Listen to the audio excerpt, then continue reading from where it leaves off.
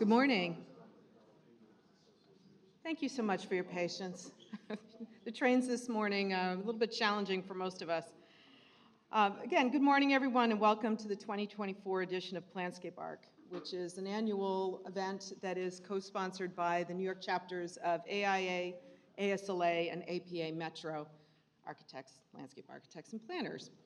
I'm Kimberly Chiba. I'm the co-chair of this year's program, which is entitled Reenergizing the City. We have an amazing day planned for you, but before we begin, I do have a few housekeeping, so bear with me while I read this. For those of us who are in person, attendees seeking LACES or AIA CES must sign in prior to the morning session and again before the afternoon sessions. For LACES credits, an evaluation will be sent to all who signed in after the conference. For our virtual attendees, for LACES credits, a link to a quiz and evaluation will be in the chat at the end of the morning session and at the end of the afternoon session. Attendees need to score at least 75% on the quiz and complete the evaluation for each session. So steady up. For AIA CES credits, a link will be dropped in the chat near the end of the session. You must click through and enter your name and email address to receive the credits. Any questions, please let us know or contact the event organizers through the registration site. As far as the day's schedule, there are breaks scheduled after the first panel session at lunch and after the first afternoon session, about 15 minutes. We are starting a little late. We're going to try to make up a little time, so we might shave a few minutes off just to let you know that. We hope you'll consider joining us for the networking happy hour following the conclusion of the program, okay? Next, it gives me great pleasure to welcome to the stage Paul Lozito, Deputy Executive Director of the New York City Mayor's Office of Climate and Environmental Justice and the current President of the American Planning Association's New York Metropolitan Chapter. Welcome, Paul.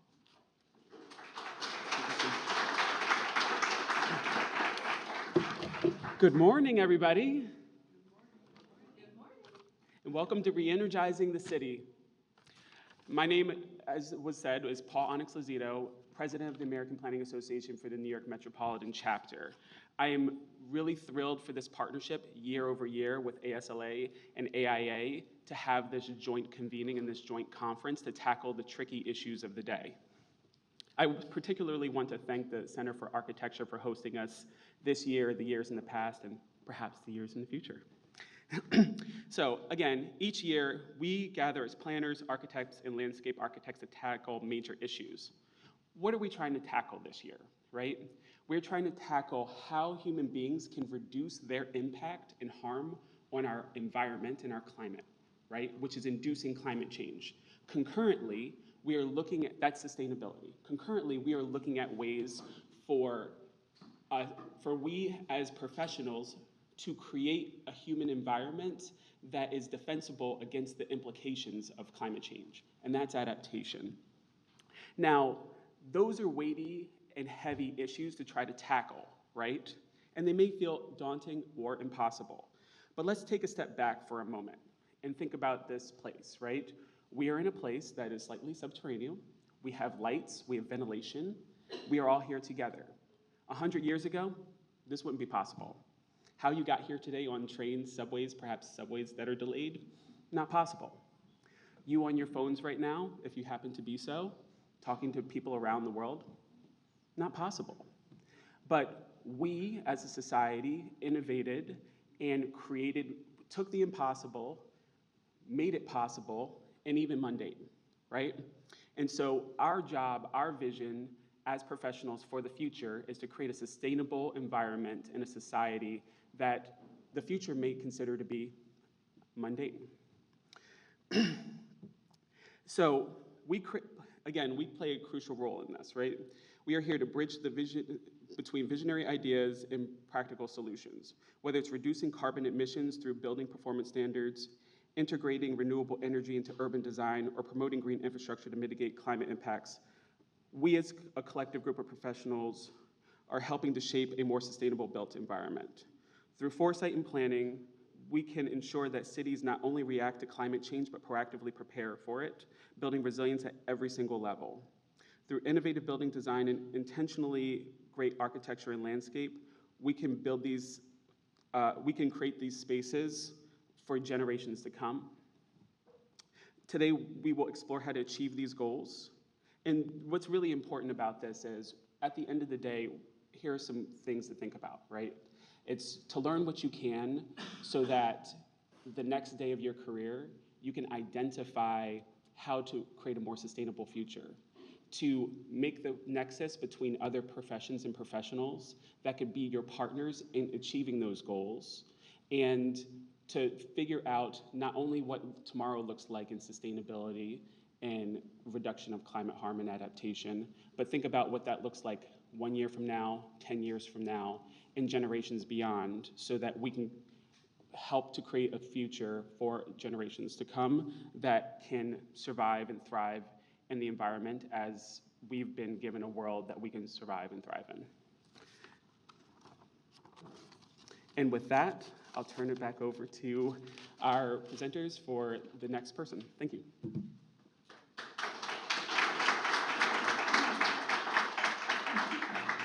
Thank you, Paul. We appreciate your participation today. Before I introduce our next panel session, I'd like to take a moment to thank our sponsors for their support and participation, both Nature Cycle and Illuminations. I'd also to take a moment to recognize our planning committee, without whom none of this would have come together. And bear with me while I read this. For ASLA, myself, I'm thanking myself, that's weird, but Chapter Executive Director Diane Svera-Katz, who most of you met at check-in. For AIA New York, my co-chair Fu Duong, with Hitakshi Argawal, Denise Onder, Maitri Pujara, our AIA Executive Director Susanna Makes, and Bria Donahue, most of whom are here this morning. And for APA Metro New York, our co-chair Chuck Hovanek, David Burgi, and Kevin Corte. And of course, I'd like to thank our panelists for their commitment of time and for sharing their knowledge and real-life examples of how they're re-energizing the city. Now, it gives me great pleasure to introduce Ian McDonald, our symposium's opening keynote speaker. Ian has over 30 years of experience of designing and delivering urban architecture and infrastructure globally. He directs Instance, focusing on the transformative impact of new technologies on urban forums and citizens. His projects range from master planning Aerotropolis, smart quarters and nuclear power plants, to designing AI, data centers, brand experience, corporate and life science buildings. As a co-founder of Femto Energy and a member of NPEG at MIT, he investigates coexistence with machines, re-energizing the city, and decarbonizing assets. I'm looking forward to hearing what Ian has to say this morning about re-energizing the city. Welcome.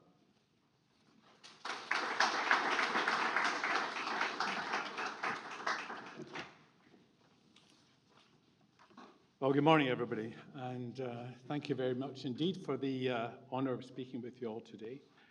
I would just like to echo Paul's sentiments that I think working together, the three disciplines, but also with engineers, which I think is very important, is so important if we're going to tackle some of the challenges ahead of us.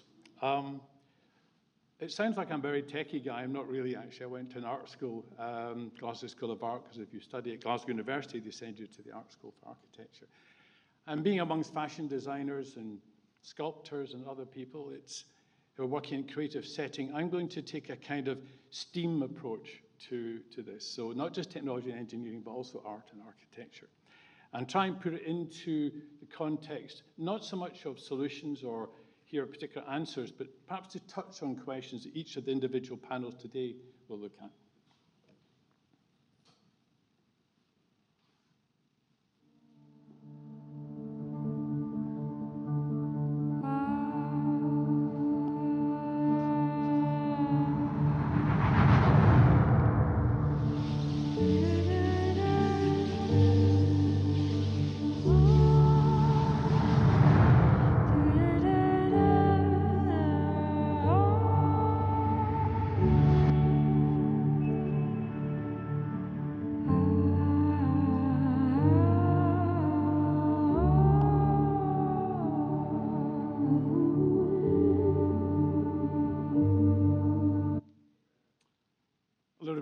I think, to shake out the cobwebs.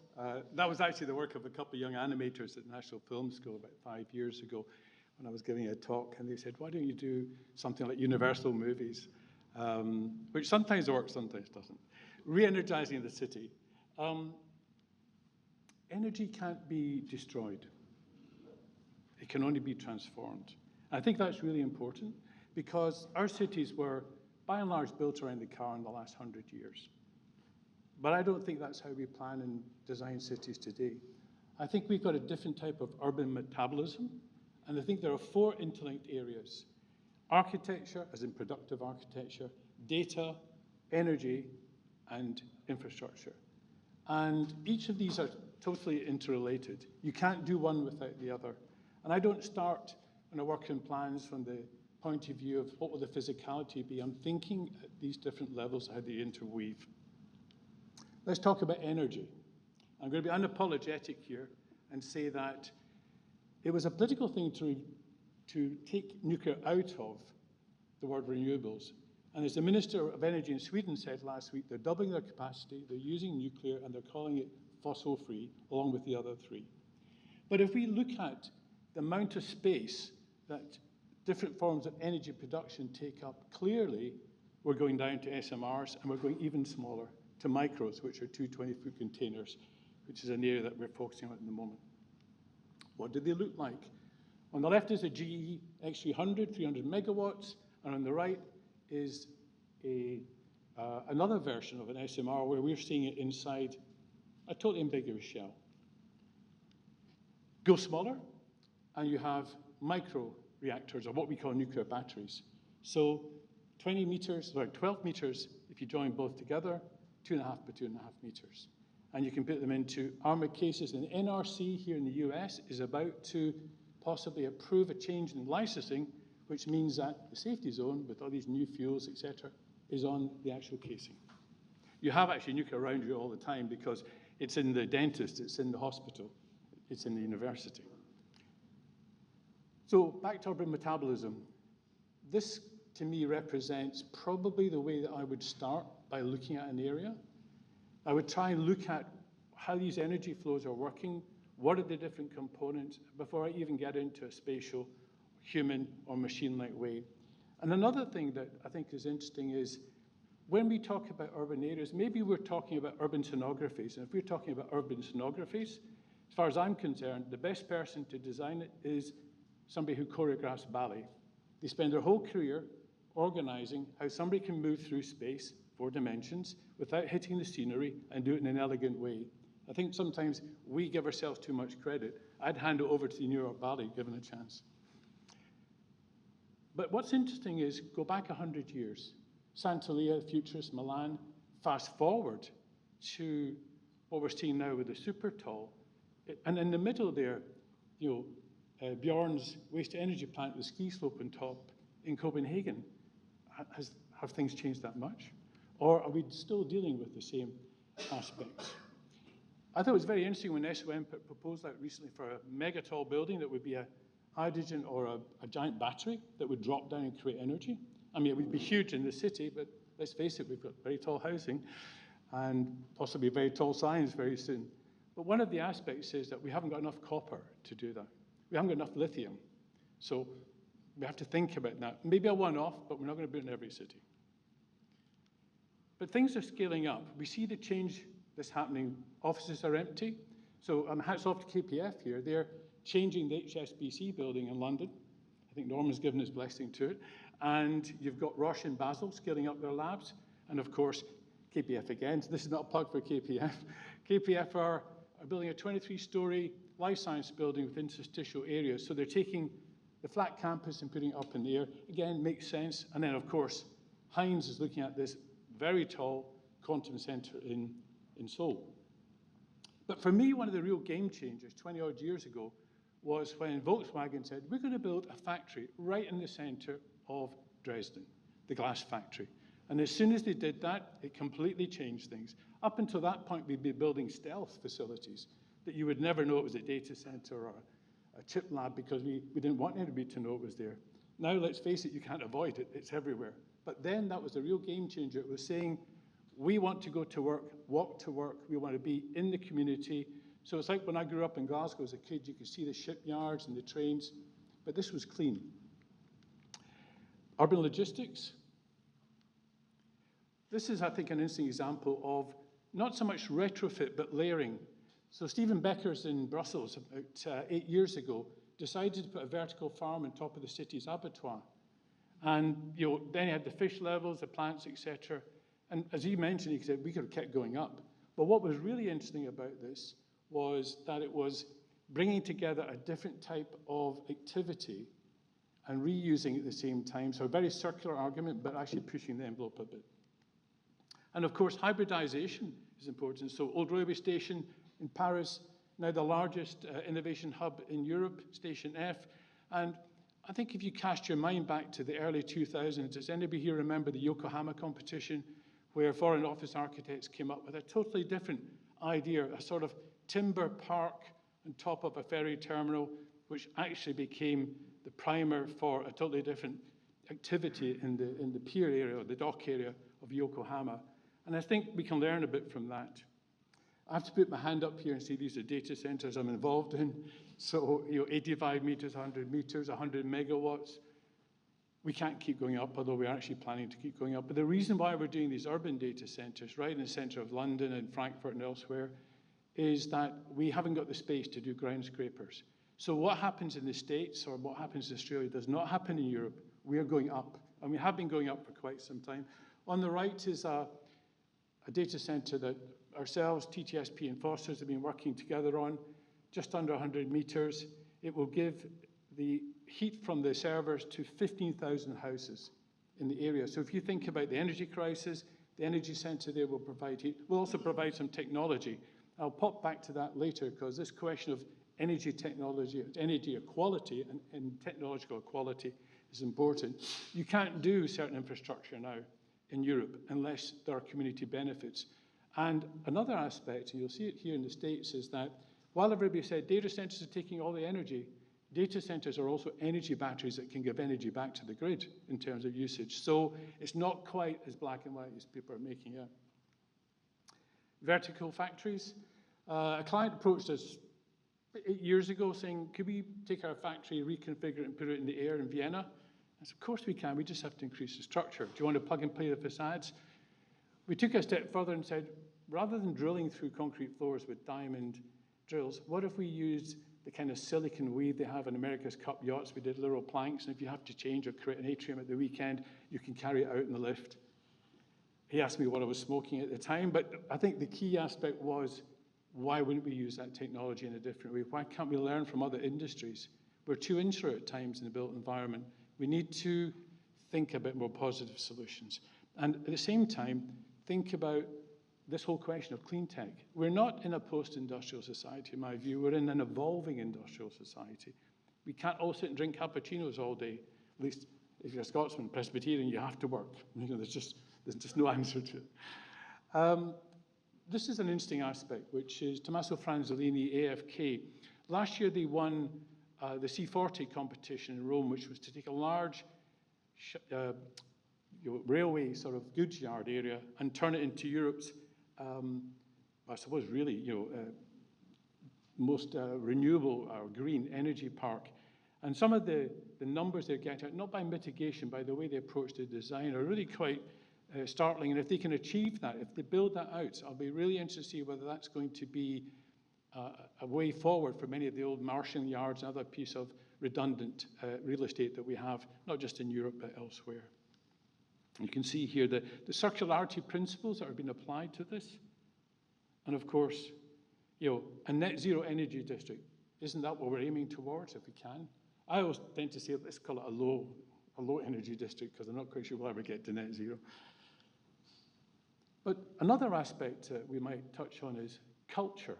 Let's go back to the arts for a moment as an urban re-energizer. We have seen many, many good examples in recent decades of how placing a well-designed, inclusive building into the urban fabric, sometimes of a depressed city, or a very, you might say, rootless part of an urban fabric, can change things. First time they put the Pompidou Center into Paris, the Fifth Arrondissement, it was a very dull area, completely re-energized the place.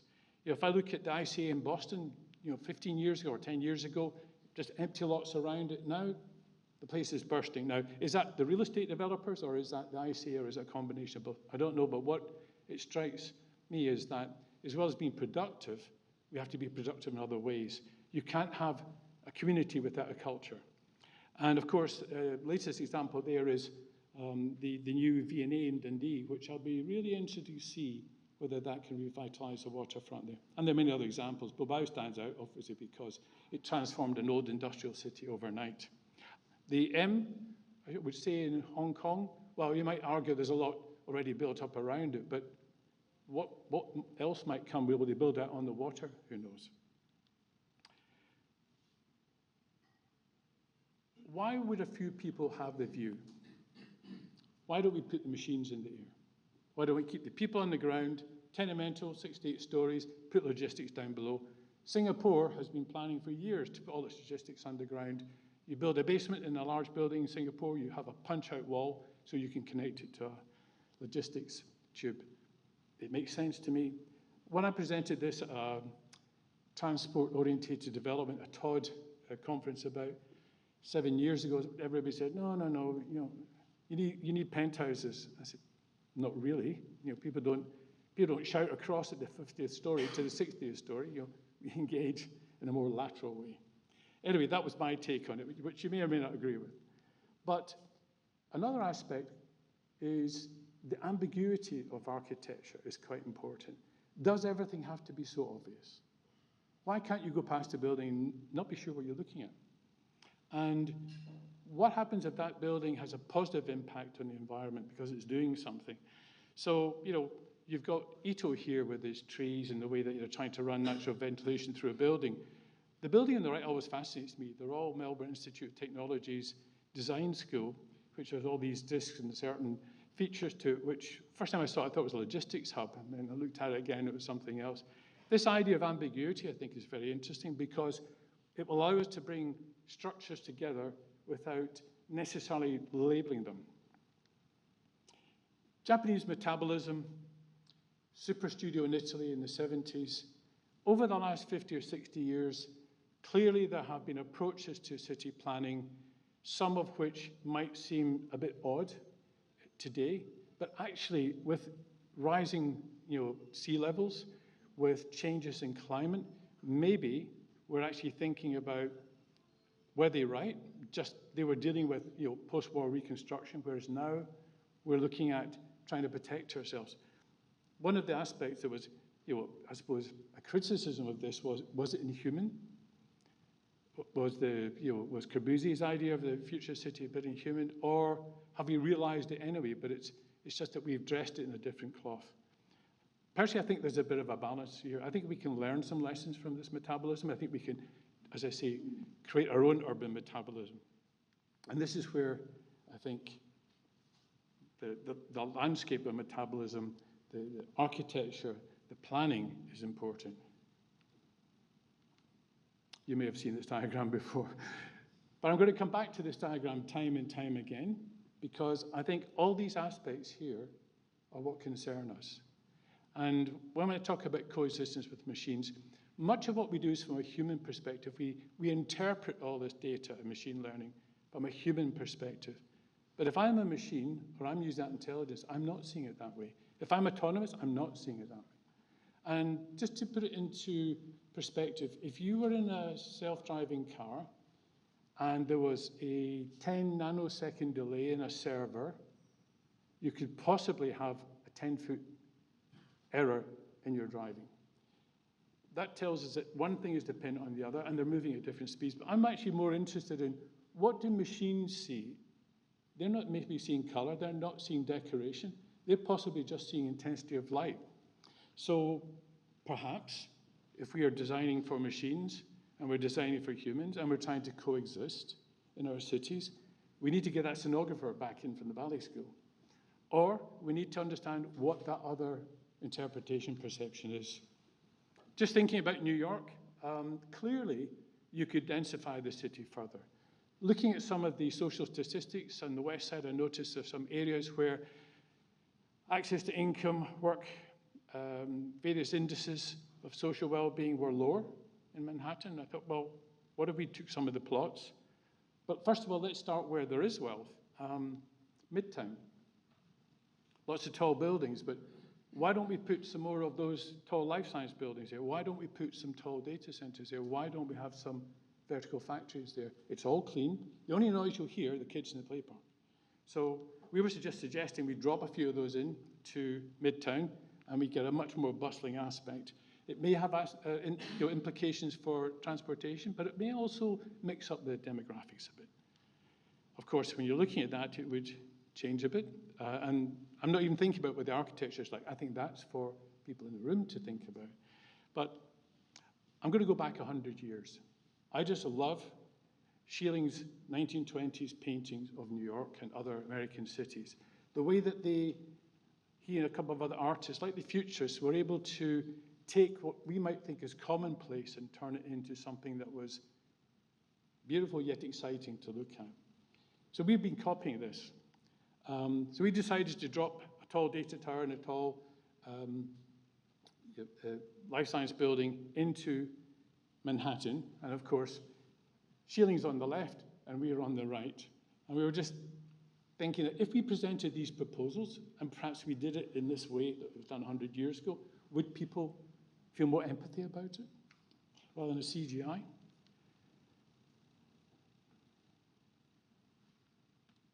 Nuclear battery. Can power up 6 city blocks. We might need quite a lot of them in New York if we go down this road, or London, or Yokohama, or Milan.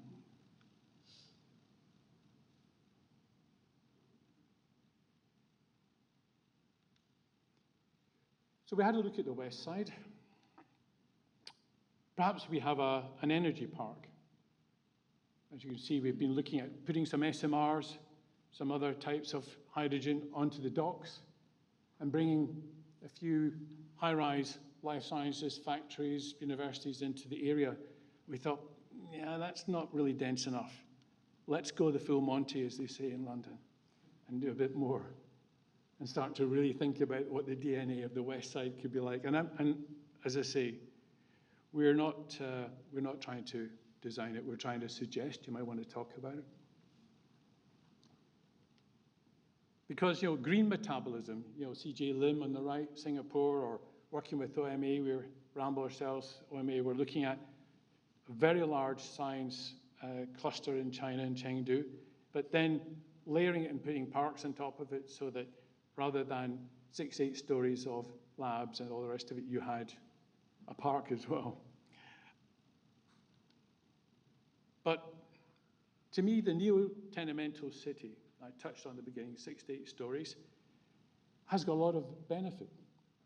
And whether it's Back Bay, Boston, or Glasgow, or whatever, there is that kind of human scale that you see in Milan, etc. And perhaps we can mix the uses up within it. And maybe we have ambiguous shells, maybe we don't.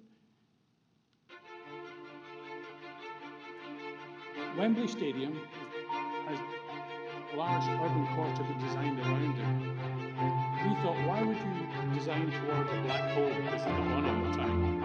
Why don't we concentrate this tenemental city and create an urban mosaic powered by SMRs and nuclear batteries?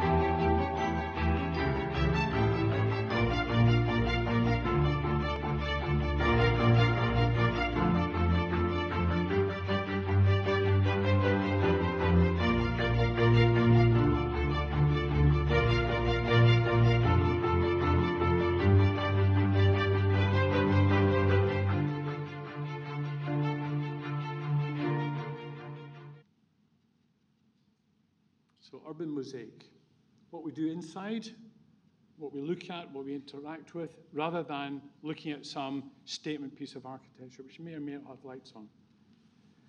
At the moment, we're working on a digital quarter in London. It's a huge industrial area. It's one of the last near to Olympic Park. It's very desolate.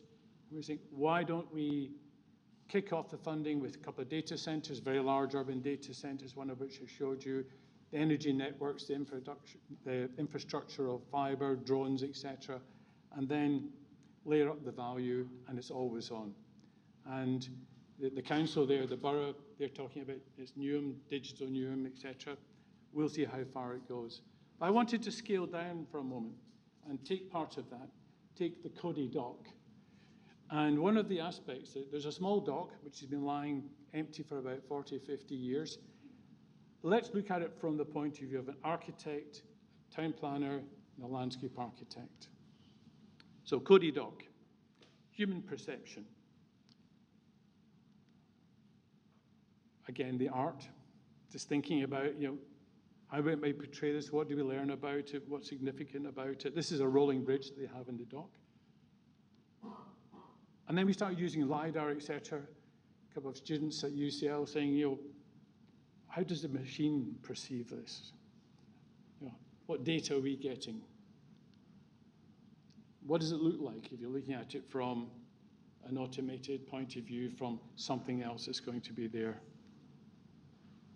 And yes, is it AI imitating art imitating AI? I mean, how do you start designing from what's on the right?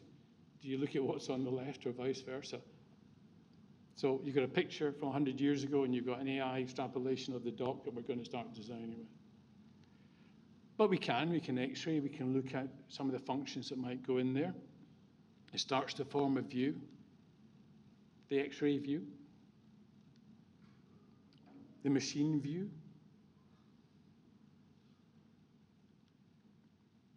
Now, if you look at the image in front of you, you'll see on the right-hand side this line. And we were thinking, Parc Citron hasn't got a blade of grass in Paris. What if we want to introduce data so that machines going by or humans can pick up data, they can phones, they can interact with it, it can be slightly sculptural. So talking with Richard Weigen over in Amsterdam, fellow colleague at the Artes University, saying maybe we can look at this from the point of view of some electronic landscape.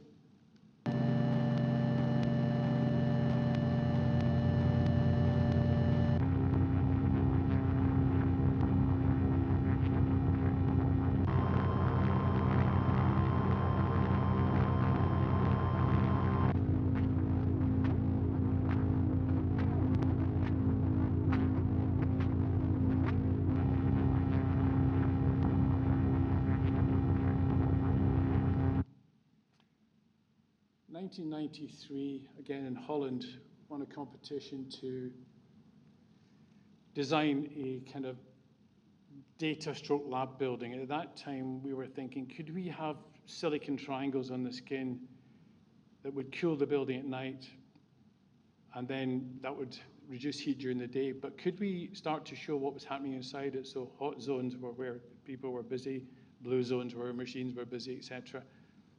And we could build the model in, fantastic model, use little model lights long before CGIs were too sophisticated, but haven't really moved on. At least we've not felt that we've moved on that much since then. So our X-ray glow is probably roughly where we were. Machine glow, perhaps, is an indication for the architecture, but what is the architecture going to be? We're not taking it that next step. But when we look back and we look forward, near past, near future, yes, we have robots that can climb stairs, but a lot of them move along on wheels. But what I think is really interesting is the penguin pool at London Zoo and the ramps, and then the Carpenter Art Centre. Then Namae, I'm thinking, did they know something that we didn't know, with all those ramps? Is there some lyrical quality to it? Maybe Zaha knew it as well, those cars floating around above the office. So let's not get tied up in the urban form. But a merged perception of the Cody Dock is where we might start our design and planning process from. The District 22 in Barcelona, big innovation area, takes up a lot of space in terms of the different city blocks.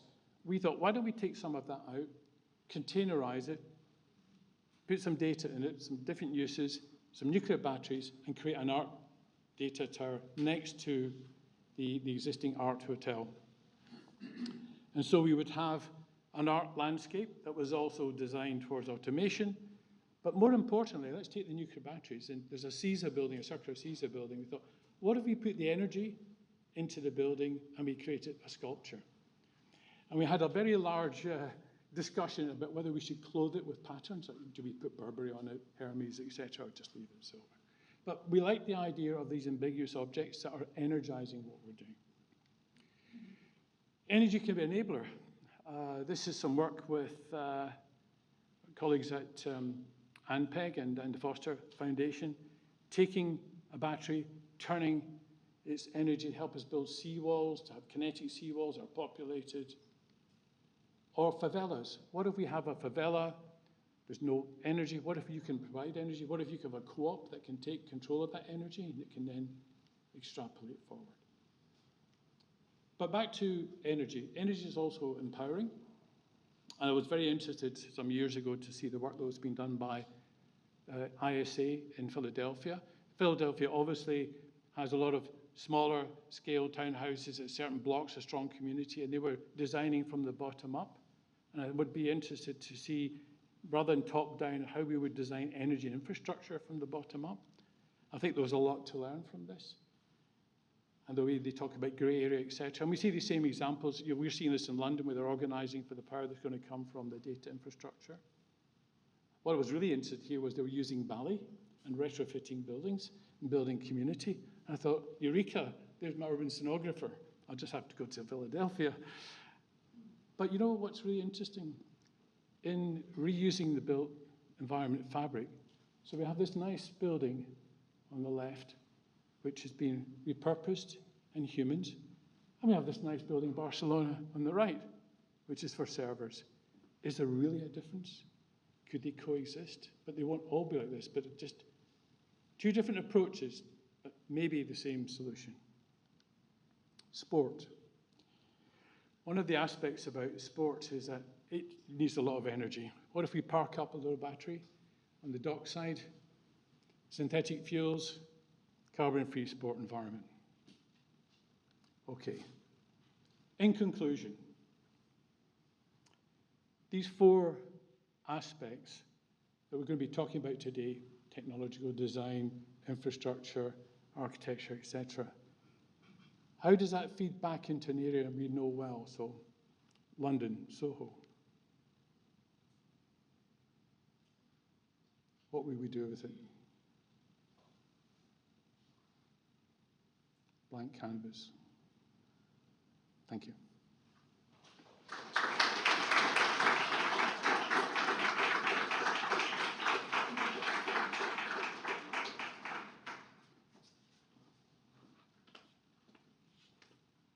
Thank you very much, Ian. It's a great way to open this, taking a global view. Though a lot of our challenges are here based locally, it's great to look outwards for some of these solutions. Next, I'd like to talk about our first session. It's going to give me great pleasure to introduce our first panel, which is Infrastructure of the Future. The urgency of climate-resilient infrastructure is outpacing the ability of cities and agencies to deliver projects. In New York City, despite landmark federal legislation, such as the IIJA and the BIL, public funding alone is inadequate to pay for the projects needed to protect communities from climate change-related flooding and sea level rise. Innovative project financing, such as real estate value capture, has been deployed across the U.S. to help pay for transportation projects. What is New York City's need? What innovative funding or financing concepts are being considered to pay for these needs? What are the opportunities and the barriers? This session will explore the innovative approaches to funding, financing, and delivering resilient infrastructure. Now a few words about our moderator, Jimmy Kim. Jimmy Kim is the city executive for Arcadis, a global design and engineering firm who brings 20 years of experience in managing complex urban development and transportation projects across the United States. As city executive for the New York metro area, Jimmy leads the firm's operations and client relationships in the region, pursues new business development opportunities and partnerships, and shapes strategic growth initiatives. In addition, Jimmy serves as the Senior Community Relations Coordinator for the Gateway Hudson Tunnel Program. Please join me in welcoming Jimmy to the stage. Good morning. I'm thrilled to be here, and I'm even more excited that this esteemed group of panelists were available this morning to present today. I think we are lucky to have really the city's preeminent thought leaders on this topic. But let me do a little bit of preview or table setting. When we started by talking about resilient infrastructure, it's a very big term. And I think most of us, most New Yorkers, really began using the term, or began to really the term resiliency became sort of commonplace after Superstorm Sandy made landfall in 2012. And it became very top of mind. Climate change was immediate, it was right in our face. And a lot of great ideas and plans and designs came out of the events of Superstorm Sandy. And if you look around the city, but mostly if you look around Lower Manhattan, you are seeing some actual building and construction, such as East Side Coastal Resiliency. You are seeing planning. There's still master planning for the financial district and Lower Manhattan. You are seeing design led by Battery Park City Authority in the city's first progressive design build project for the north and west communities of Battery Park City. There's work about to start in Red Hook, but this is 12 years after Superstorm Sandy made landfall. And the other thing to keep in mind is that all of these projects that I've named, and I'll also mention the HAT study, which Rob is, and Lorian will talk more about, which is the harbor tributary study that the US Army Corps is leading. Each of these projects are being led by different agencies. And so this just underscores the complexity of design and planning, decision-making, consensus building, and then of course delivering, and that includes the funding, the financing, the permitting, the governance. That has to happen in such a complex city. And then of course, not to mention the equity needs. Why are all of these projects really being focused in Lower Manhattan right now? And how do we address the broader needs of particularly among EJ communities across the city? So the other point I want to make, and we'll have a robust discussion about this, is all of, and I make the earlier point that it's been 12 years since we've experienced Sandy. Unfortunately, we all know climate change is not going away.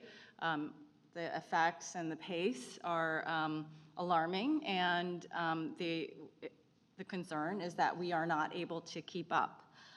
And oftentimes, as we're seeing these days, we are flying the plane as we're building it. So we're doing things that have not been done before, and we have to respond with an urgency that our old ways of doing things are not able to keep up. So that's sort of the overview of this panel. I'm gonna invite our panelists to join us, and I'll provide a brief bio for each. So Lorian, we have Lorian Farrell, and one thing I did forget to note is Lorian has been in her position as the Deputy Commissioner for the Bureau of Coastal Resilience. It seems like exactly a year. No. Almost a year? No. No? 10 months. 10 months. 10 months, okay. Feels like a year. So the Bureau of Coastal Resilience was created, it actually came out of the last Plan YC, and it's a bureau that is housed within the New York City Department of Environmental Protection, and it's really intended to be that sort of central point of command in terms of planning and implementation and operations of all of the city's coastal resilience projects. So no pressure, Lorian. That is a huge mandate. Again, we're flying the plane as we build it. Lorian is, so we're really lucky to have Lorian. You are not a New Yorker, you come from Canada, but she has worked in the public, private, and philanthropic sectors for over 20 years. It's great, you're a water engineer, but you're also a landscape architect. And you also put equity really, central to your practice. Prior to coming to the Bureau, Lorian was part of Rockefeller Foundation's 100 Resilient Cities program and was the global director for the Resilient Cities Network. So thank you for having us, for being here. And then we have Rob Freudenberg, who is Vice President of the Regional Plan Association's Energy and Environmental Programs. Rob leads the organization's initiatives across climate mitigation and adaptation, open space conservation, and parks and water management. Rob is, I'm not going to list all of the publications and all of the speaking engagements Rob has participated in. Rob is a true thought leader in this space and really knows so much about not just New York, but really climate change and its impacts in the region. So we're very lucky to have Rob. And then finally, Tom Rousakis is a senior managing director and U.S. infrastructure leader with Ernst & Young Infrastructure Advisors. Tom has led engagement teams from feasibility through contract of major infrastructure projects. So Tom is responsible for the organizational aspects, the procurement and financing strategies for over $40 billion of projects in the infrastructure, transportation, and resiliency space. So again, Tom is here to talk about the nuts and bolts of funding and financing, because the big question remains, whose responsibility is it to pay for these projects? And we know the need is much greater than what's available out there. So each panelist will have a short presentation, and then we'll have a conversation. And yeah, Lauren. Good morning, everyone. I thought I will do the presentation on behalf of all three of us. We've been all in this together. We just put together a few slides to set the tone for the basic landscape of what we're dealing with here in New York City when it comes to coastal infrastructure. And what you're seeing on the slide, the first slide is the flood protection gates that are just about to be handed over to the city, the first set of infrastructure that is going to be completed after Hurricane Sandy. And as you said, it's been 12 years. It just shows how long it takes to build this large-scale capital infrastructure. And what strikes me about this picture is, we've been working for 12 years on this. This is an incredible, beautiful infrastructure. It's going to be my team that's responsible to get out and close these gates if we have another hurricane. So that in itself requires a whole bunch of planning. But the little tracks here are what jumps out at me most now. Because now we're at the point where we're saying, oh, okay, we planned these things, we designed it. Now we have to figure out how we're going to operate it, and we're at an inflection point. And these tracks are a problem because they're getting filled up with leaves and debris, and now we have to think about, the crews that have to go out and operate, how are we going to make sure that they can pull the things shut?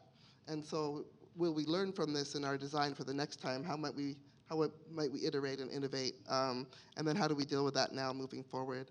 So we can go to the next slide. Jimmy mentioned how the climate is just accelerating, the change is accelerating.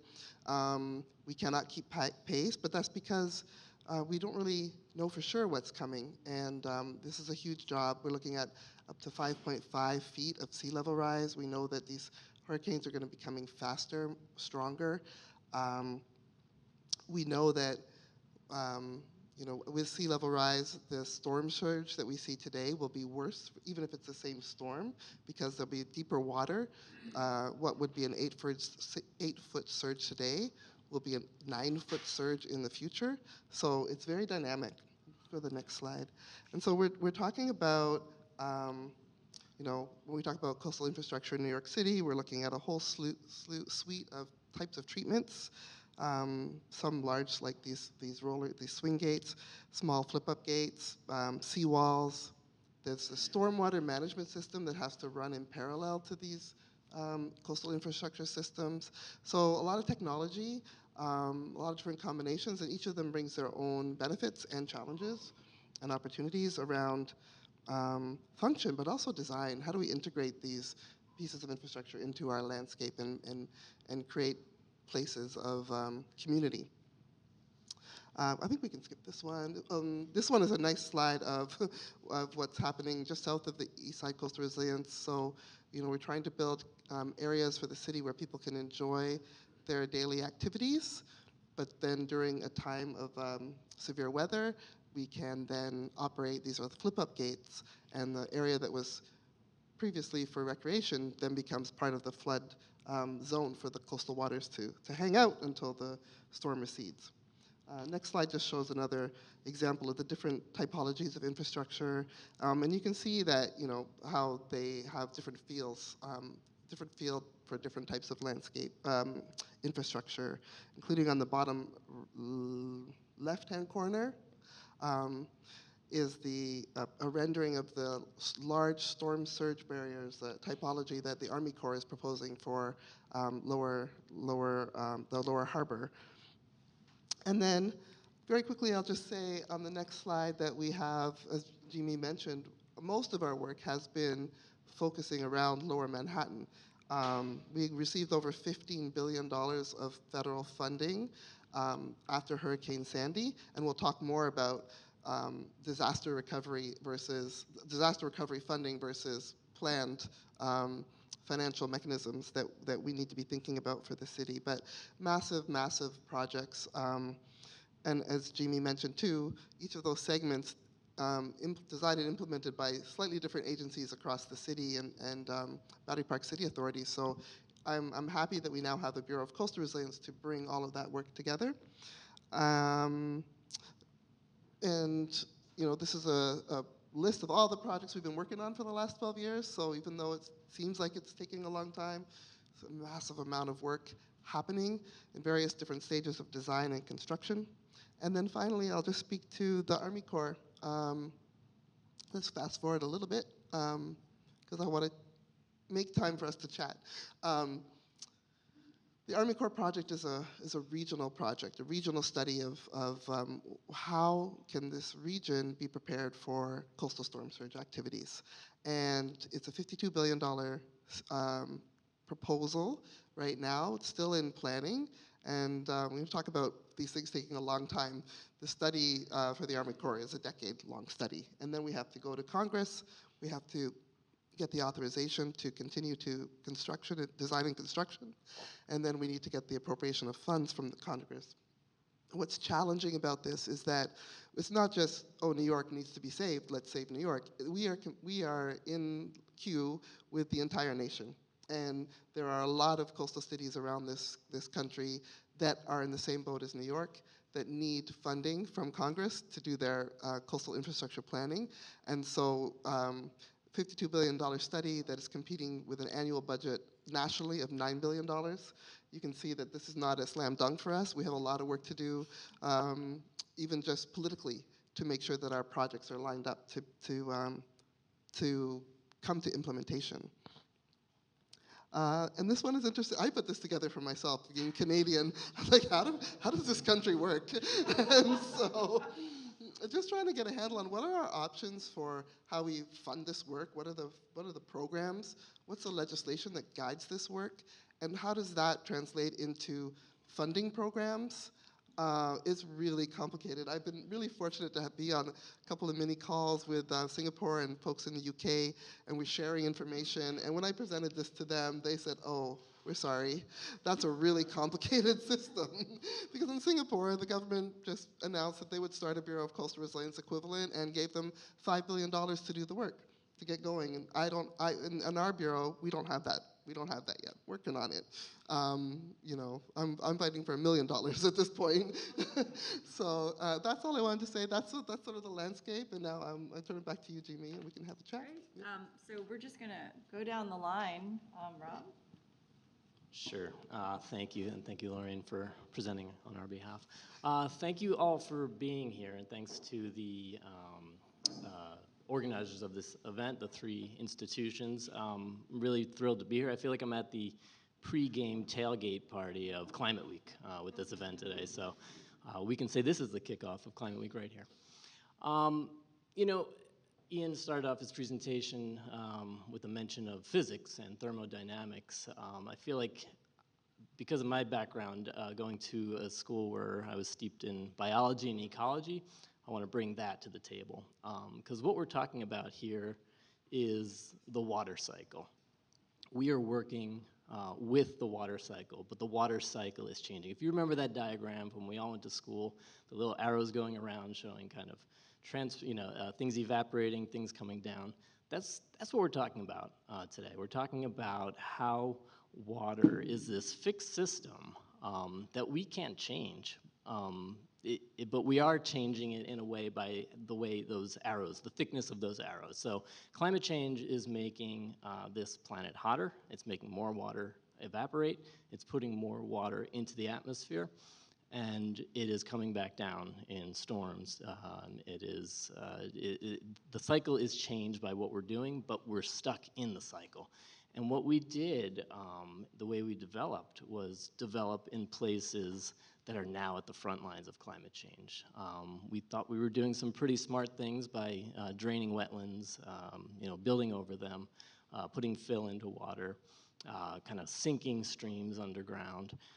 And now we're dealing with the consequences of that because these are fixed ecological systems that we can kind of bury and hide, but we're still stuck in them. So as climate change worsens, we have to respond to it. And we have to respond to the fact that we have put a lot of people and important infrastructure in places that used to be water or wetlands.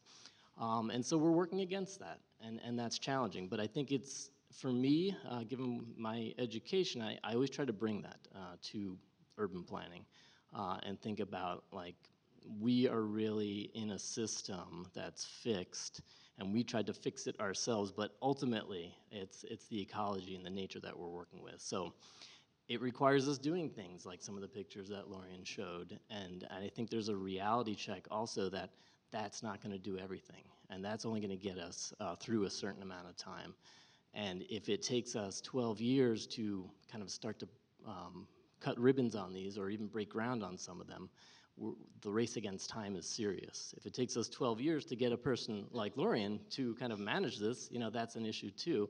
And then I'll just go back to Jimmy nicely laid out kind of how Sandy was the kind of instigator of all this. The truth is, if you look at all these projects, we needed that storm to be doing what we're doing today. We needed a disaster to get us thinking about this. And we needed a disaster to get the funding to do these projects.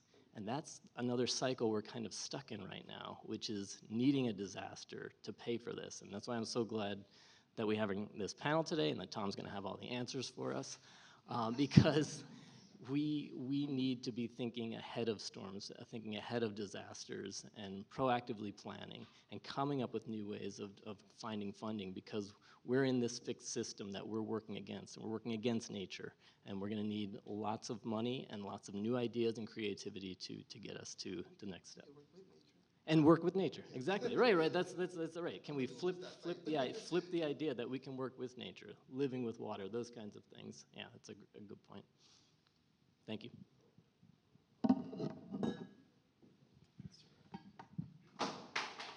Great, that's quite the setup. So I'm going to talk a little bit about some of the work we've been doing with the city, originally for the Fidei Seaport Master Plan, and some of the work that the city did looking at ways of funding and strategies of funding, but now we're thinking more broadly about the city in general. And I'm going to assume this is not a financial savvy, audience, so I'm trying to, start at fairly high level, right? Those of us steeped in the way that public infrastructure is funded here in the U.S., it's very esoteric, it's very complex, but it's sort of helpful to think about in the context of where we are now, where we have been in the past, and then think about how do you build on those strategies to tackle what I'm starting to think about more and more as essentially a new asset class, an infrastructure asset class. Lorian talked about the Army Corps, right? And the Army Corps has done this HAT study. By law, the Army Corps of Engineers is the primary funder and delivery entity for coastal resilience projects across the United States. They are responsible for the resilience of the waterways. The Army Corps of Engineers annual budget, which goes into what's called the Civil Works Program, is roughly, I don't know, it's $5 billion a year, maybe $6 billion a year. And you think about how oversubscribed that already is in terms of the projects all around the country that need funding. Not just talking coastal, right? We're talking rivers, we're talking, all sort dams, whatever it might be. And so the traditional funding share is actually 65% from the federal government, and then the local governments covering the remaining 35%. So I think very important will be raising the profile of these projects at the federal level and having a general understanding and an interestingly, cross-party understanding. You look at the states who are impacted by climate change, coastal climate change. Can we make an impact on the way the federal government funds, just like we just had a historic infrastructure bill, right? And it funded transportation, electric vehicles, broadband, right? We're thinking about broadband as infrastructure, right? That's new to us here in the United States. But what was really left out of that was that resiliency element. And so maybe it's a conversation for future infrastructure funding bills. But there's a lot of uncertainty around whether and when that money is going to show up. And so if you look at, Lorianne referenced the HATS plan at $56 billion, that's in present value numbers, right? And the longer we take to actually build those projects, that number's only going to go up significantly. In addition, it's the Army Corps' plan, right? And the beautiful pictures that Lorianne showed us, some of the work we've already done and other places have done, we're looking at coastal resiliency projects that actually mesh into the fabric of the city, right? And so I would assume those are actually potentially even more expensive projects. And so the need is massive, okay? When we think about public funding and financing strategies, some of what we think about is who benefits and who pays. And you think about some of the infrastructure asset classes that governments have funded in the past. Let's think about the highway system, right, and transportation. Originally, toll roads were a main source of funding, and then the gas tax. And the idea of a gas tax was, if people are going to drive, they pay the gas tax, and it funds the expansion of our highway system. Now, over time, whether it be politics, whatever it might be, that funding source and the role that infrastructure plays is viewed differently, right? Transportation is essential for the economy of a city, a state, or whatever it might be. And so this idea of only users paying for infrastructure might not make sense, because you think about the redistribution, right? Who benefits from this public infrastructure? So when we're working with the city, thinking about who benefits from the, let's just say, the Seaport Finite Plan, but even more broadly, you think about, locally, well, there are buildings in southern Manhattan, right? They're going to benefit, right? They're just maybe the cost of insurance, or the general property values would benefit if they're not underwater with high tides. You think about the economy of the city, right? The economy of the city is really called into question if flooding is a constant event. New York City is the engine of New York State and the region, right? So you start thinking about regional contribution, and you think about the impact of New York City to the U.S. government and the economy of the U.S. And so you start thinking about, are there ways to distribute these costs in a fair way that reflects and spread some of the benefits amongst these various users? New York City is very constrained in terms of how much capital it can put into projects, as is the state of New York. You all saw this week, right? The MTA came out with this capital plan. The capital plan is $50 billion, and the needs are recognized to be over $100 billion, just to bring the New York MTA into a state of good repair. And so there are a lot of choices that need to be made, and to the extent that we can and the growth of the economy and leveraging the growth of the economy is a core component of being able to fund these programs. But we do need to think about ways that do redistribute some of those costs to those who benefit. And so some of the tools that we've been looking at with the city, and this was within the FIDI Seaport Master Plan, are, you think about, we talked about property values, right? Is there a way through some type of assessments or property tax increases identified for resiliency projects such that it actually captures the value? We talked about value capture, right? Captures the value that's going to be created by protecting these neighborhoods. Another concept that's being explored is an insurance surcharge.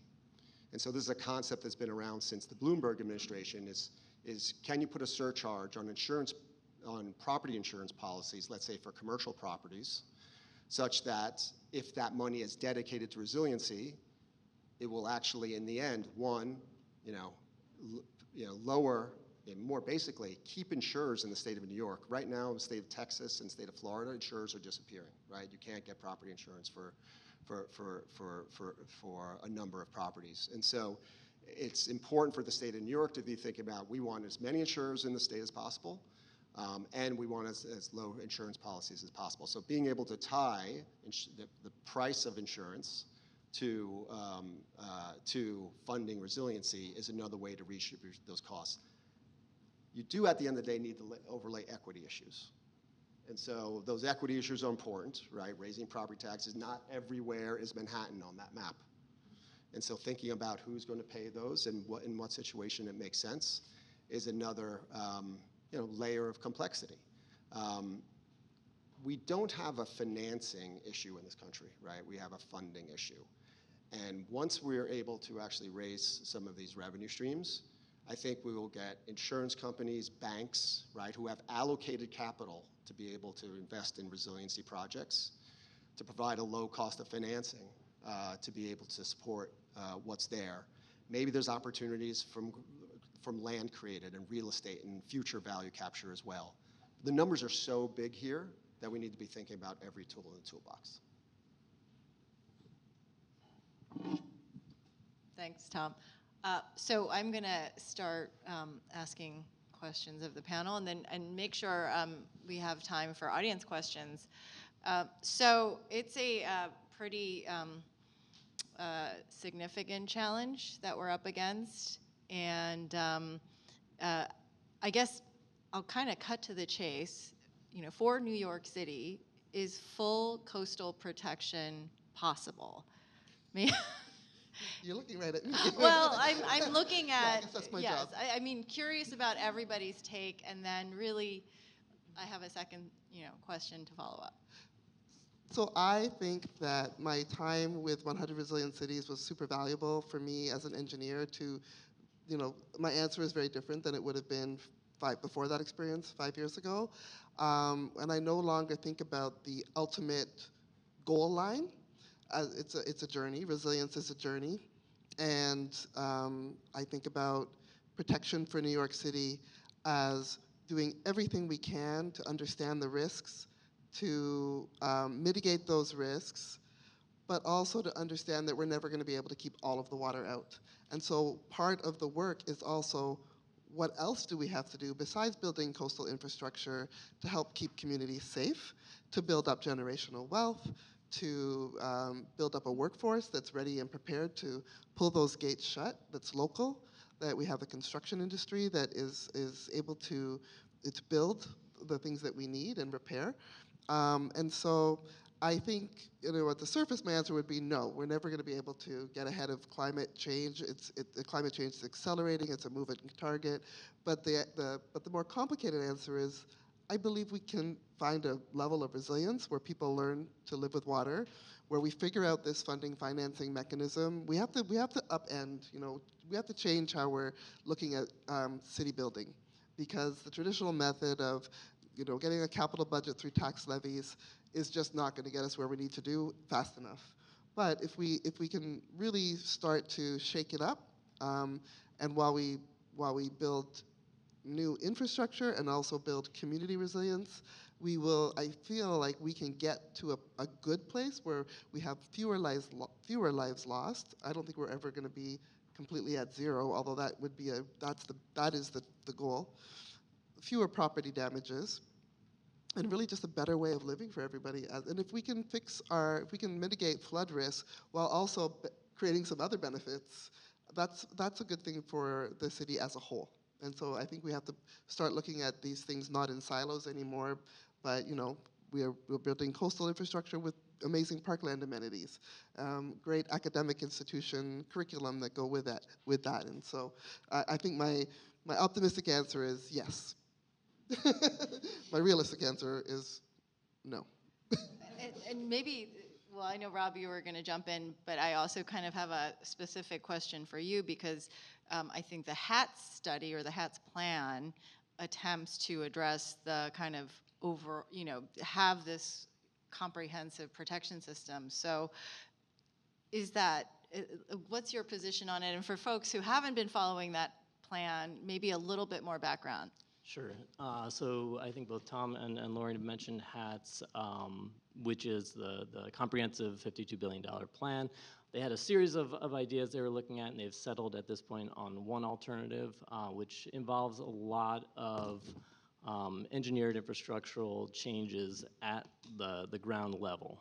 One of the ideas that they kind of moved out was this idea, I see Catherine over here, of a greater surge barrier system to kind of surround the city, and what they've landed on is something that has more interventions at the shore itself. So anywhere from 3 6-foot berms to 18 to 20-foot high seawalls at the water's edge along communities today, with some surge barriers and tide gates as well to close off some of our waterways like the Coney Island area, the Bay, Jamaica Bay, and New Jersey. They basically went for tide barriers to protect New Jersey.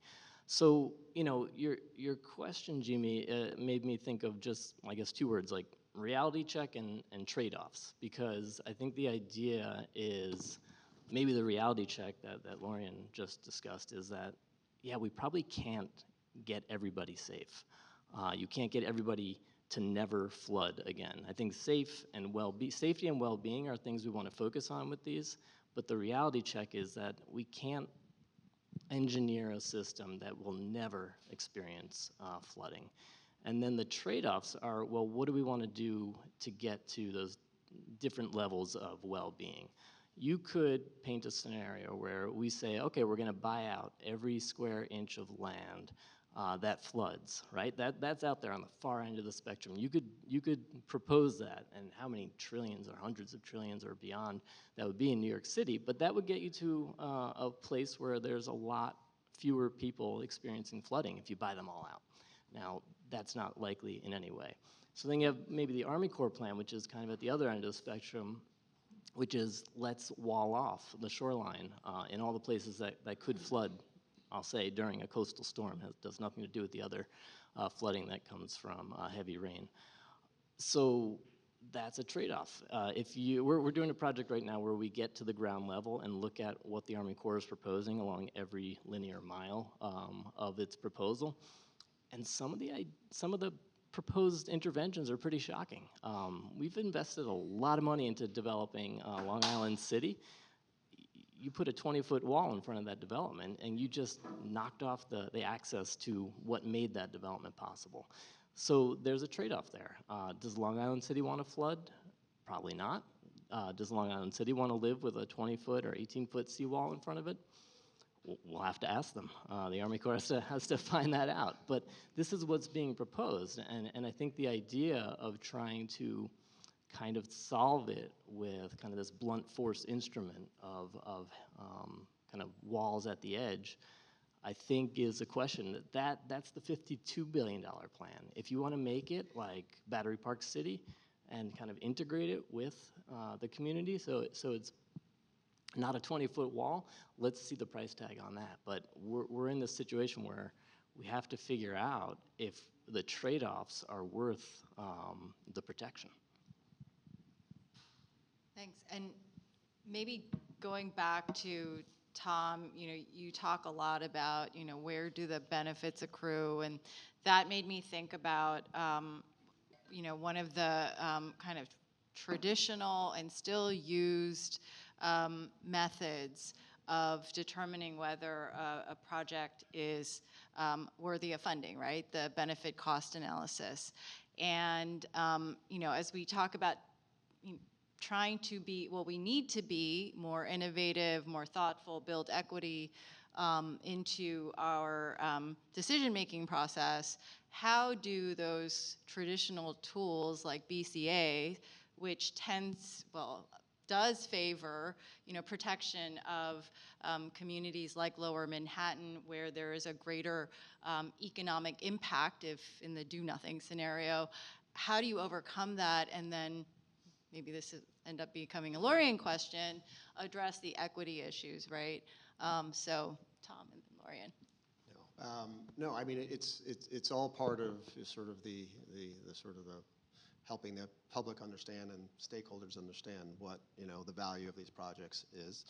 I forgot to mention we've been working with Arcadis, right, who's been doing a lot of the work around thinking about the avoided loss, right? So the Army Corps actually has a process and an avoided loss analysis and distributed over time compared to the cost of a project.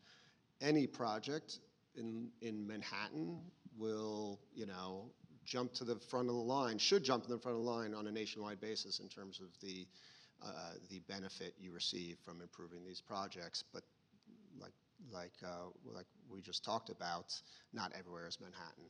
And so I think the city, the state, the region needs to think about this as a portfolio of projects. They need to be thinking about what are their various sources of capital, right? And then thinking about how best to deploy what they have to where the situation needs fixing, and think about how do you prioritize these projects, lower density areas versus higher density areas, and it's going to take I think a whole menu of various funding sources. I mean, the one thing I forgot to mention, what's really is very exciting, is the fact that the city created this position that Lorian holds, right? Everyone here knows who the head of the MTA is, or who runs, the Department of Transportation, right? We have not thought about coastal resiliency in a very coordinated fashion. The fact that we now have sort of a much directed strategy then allows you to think about more strategically in the future, what are the sources of capital, and then where can we deploy them in order to achieve the goals of the city. So I'm thinking about the benefit cost assessment. I'll admit, I don't really fully understand it because I haven't had all of the BCAs were sort of analyzed before I came on the scene. And so a lot of the choices, we were talking about choices that have been made. We have these systems that we have available to us to work within where we can advance infrastructure. The Army Corps system and others, they use these BCAs. One of the things when I first came on the scene and I was trying to learn about all these different projects, I thought I understood that in Red Hook, they decided to build a wall that has a 10-foot protection, whereas in Manhattan, you're looking at 14, 15 feet protection. And I didn't understand that, so I'm asking questions, and I thought I heard them say, well, the community didn't want those big walls, so they decided to have a lower level of protection so that they could keep the character of their neighborhood. But the more and more people I talked to, then it became more clear, like, actually, no, that wasn't the case. It was the BCA only allowed them to build a 10-foot wall. So there's something wrong with that, right? So we have a level in Red Hook that is different than Manhattan. And one of the things that I'd like to do is figure out how do we address that now moving forward in other areas around the coast. Community by community. There's going to be a risk tolerance in each community, and we need to understand what that is. And then we need to figure out how to revise the system so we can make better choices. And this always comes down to our choices. Now, the systems that we have also lock us into other really weird rules, right? Like, for example, FEMA gave us funding for this project, so we're not allowed to build anything new for 50 years for the life cycle of the project. What if we come up with new financing that we can build a different type of protection for the community and increase that protection? Why would we lock ourselves into that that rule. So I think a lot of my work in trying to get to the equity-ish outcome is process reform. And it's a lot less engineering than I would have thought first coming in to the work, which is cool to build big, really cool projects and swing gates and parkland amenities. But it really is going to be a fight to figure out how do we get to Congress to change the rules of the Army Corps delivery system, the funding mechanisms. How do we work with the insurance sector, with our tax people within the city, to give us more options to build better things? And so that is my goal till I retire, and it's going to be. I'm trying to be realistic about that. I will probably not be still working when the outcome gets to where we want it to be, right? But so it's a long game. But we have to really start now saying we can't deal with the systems, the funding mechanisms that we have, the rules that we have, if we actually want to get to the outcomes that we as a city value and desire. That's great, and actually, I flipped your slide. It's like you read my mind. I was like, I need to talk about this slide, and I was gonna actually put it in Rob's court, but, and ask you, Rob, to kind of, you don't have to talk through a diagram that Lorian made, but really it's there as a backdrop to provide your view on, all of this is very complicated to begin with. And Lorian, you said in Singapore, it's easier, right? In environments like Singapore. And then nationally, I think it also ranges depending on where you are. And I think New York is probably, bar none, the toughest place to get anything done. And I'm feeling this every day working on the Hudson Tunnel program. Like, in my head, I'm always like, every little thing is hard. It's the day-to-day. Do you have a point of view on what makes New York so tough?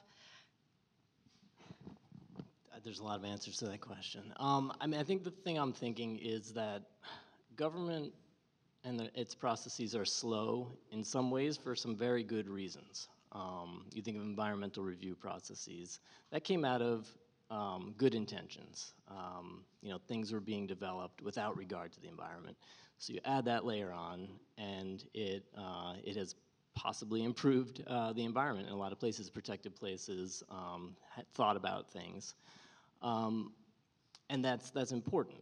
The numbers of layers of government that some things have to go through, I think, is kind of an inefficient way of doing this. So here we are with climate change, which is an urgent need, and we're talking, Lorian's talking about the work she's doing not going to be seen until she's beyond where she's retired. And that's probably a problem, because we're facing an urgent crisis with a very slow response, a response that's set up to be slow. There's an idea that, there's slow government, but we maybe need a new fast version of government, right? And you see this in kind of reforms in permitting and fast tracking and things like that. And I think this is where we again come to trade-offs. Like, what would we lose by fast tracking projects that address climate resilience? And how do we do that? Can we create fast-tracked ways? Can we create an arm of government that's fast government, not slow government? Can we work through some of these processes and say, oh, that's not necessary for this because this is urgent? And you see what government can do in an emergency, right? Government in an emergency can act fast. And we're in an emergency. And I think, I know Rit Agarwal, your boss, has put this idea out there before he was commissioner that, maybe we need to act as if we're in an emergency. And I think he's thought about that. I'm not sure where he lands on that now, but I think there's something in that, which is we are in an emergency, and there may be some things that we have to kind of work through and bypass to get through this. And I think the idea of kind of fast government to do climate resilience work is probably one of those things. I mean, that's interesting because we saw with COVID we can do that. Yeah. So how do we then create that same sense of urgency? Mm-hmm. I would say part of it is also related to the way we fund projects in the U.S. You talk with others around the world, they're amazed that the system we've created, which has actually helped advance infrastructure development to a great degree in the past. I mean, we actually have a complete capital markets dedicated to infrastructure finance, and that And then every single agency has its revenues that come to it, and they issue bonds against that revenue, and they have the ability to access the markets. That is unheard of in most of the world, right? The central government agrees we're heading in this direction, we're going to fund it, it's going to come out of the central government. You know, occasionally local government contributes, in innovative ways, but sort of a lot of times at the margins.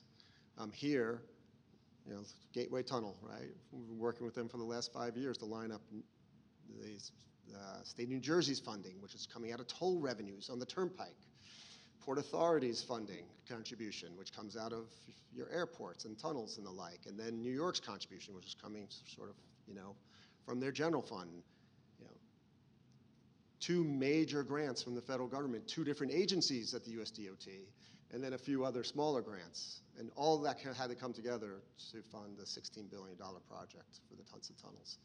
So there are so many micro stakeholders, each with its own source of revenue funding, and you have to, the bigger the project, the more of those people you have to get together. And there's so much complexity in getting projects done in the US.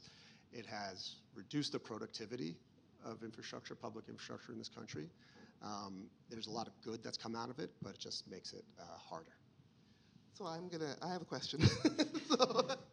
And I'm listening to the 99% Invisible podcast on the Power Broker right now. So when you were saying, why is the city like it is? Robert Moses. But Tom, so roads, you're talking about roads.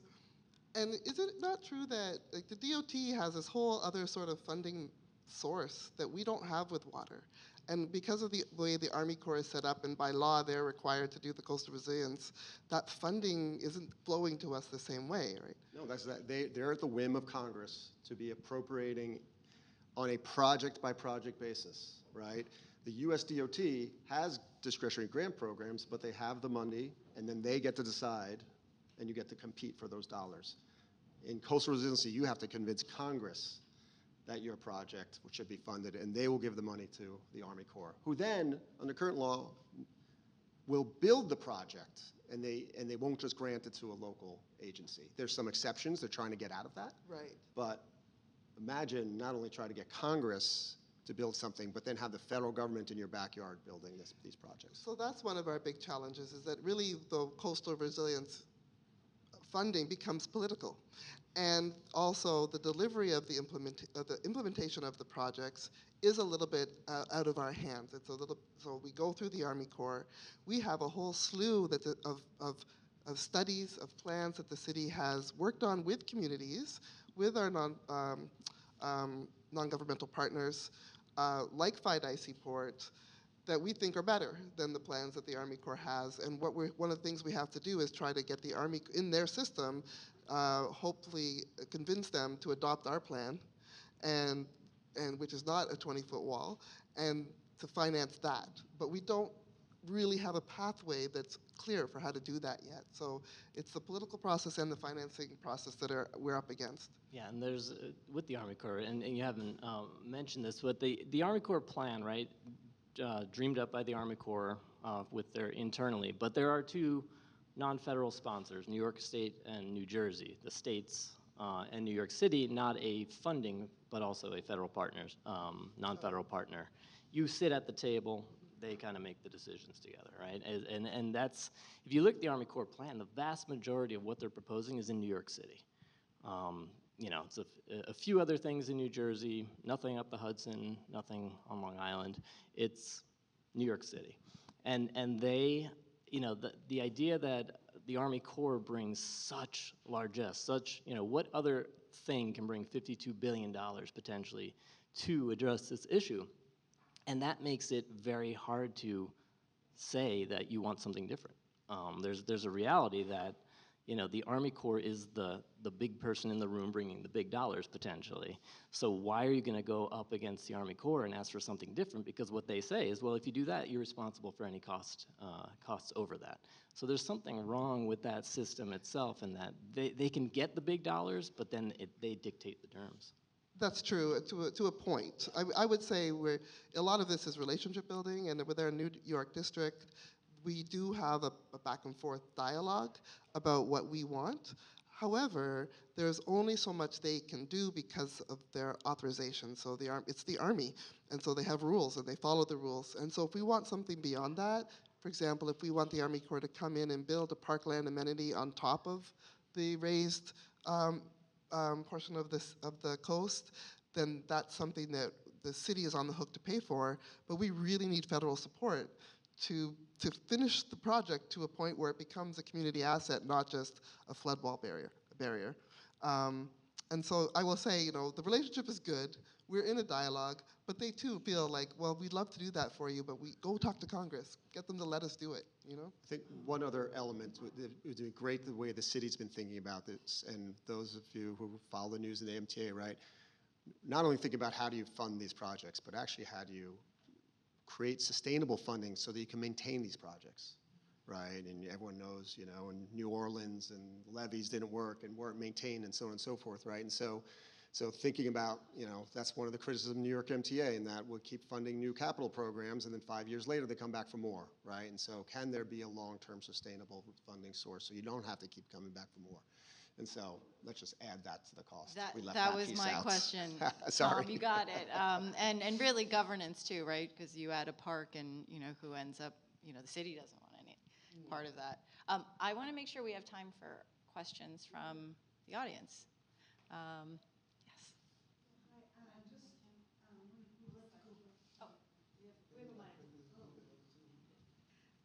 I'd like to go back to your concept of that we're dealing with the same hydrological cycle, but we've disturbed it, so it's behaving in a different way, but it's the same old one.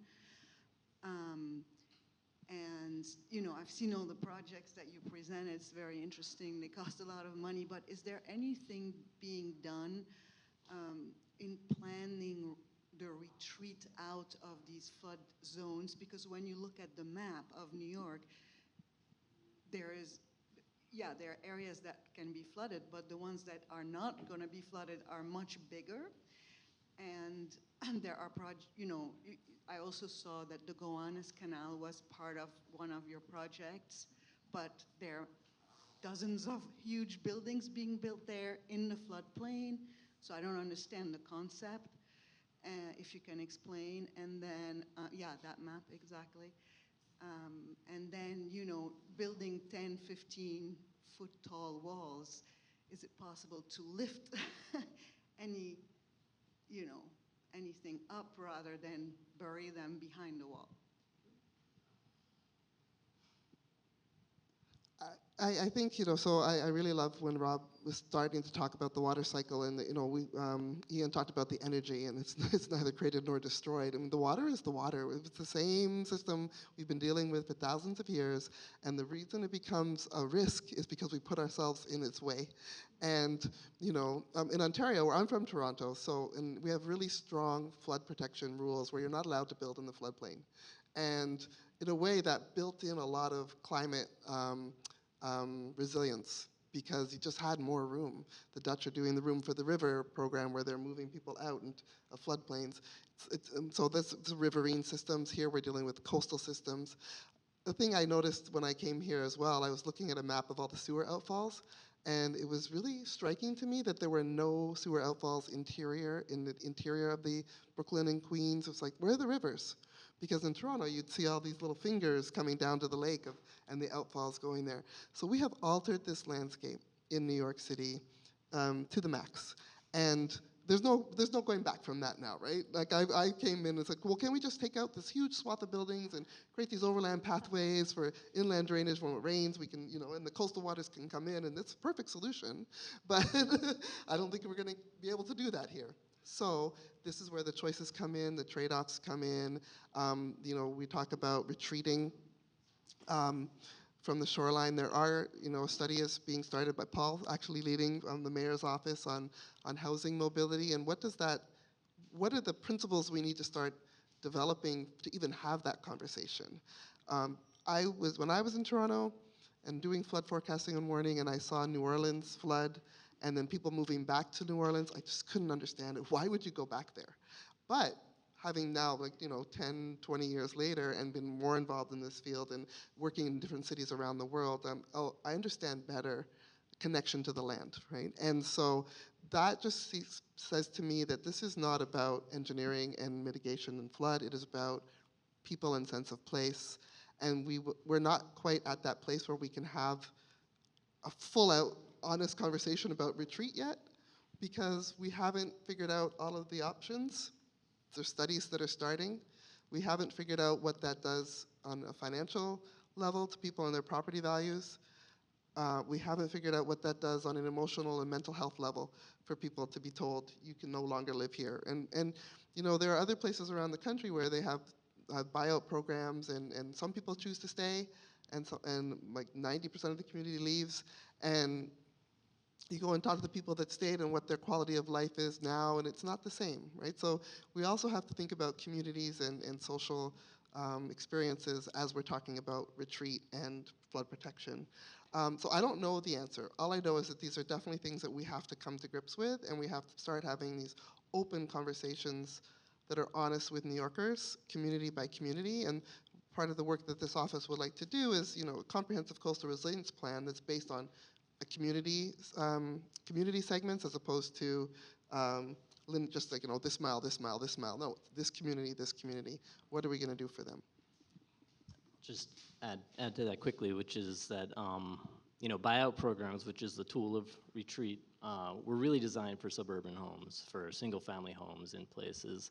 And I'm so thrilled to know that the city, I think you've even hired a consultant to look at how New York City could set up a buyout program and the funding that would be needed to do that. So I think the idea is it is really hard to tailor that to the urban context, but the city is looking at it because I think we need that option on the table for those communities that are willing. When Sandy hit, Staten Island, Oakwood Beach raised their hand and said, we want to be bought out. And that's kind of an ideal situation when a community says, we want to be bought out, but the conversations need to be happening with communities and find out where that willingness might be there, and then there needs to be a program with funding to be able to do that, and the city is moving in that direction. And by the way, I snuck out because I was in the Rockaways, and 5 years after, I told my husband, 5 years after we rebuild, we're out. We kind of snuck out. Hi, quick question. When are the new maps coming out for New York City, the FEMA flood maps? And that will probably have a big stake in all of this, too. I don't know the answer. The question was, when will the new... I think it's coming out in the next couple of years. Yeah, because it was postponed. I feel like there was a delay, and it's nobody's quite sure, because I think they were due already, but I don't know the answer. But I can find out where they're at for you. Thanks. My name is Kendall. I'm neither an architect nor a planner nor a landscape designer. I think mostly about urban waste systems, which is an often overlooked part of this discussion.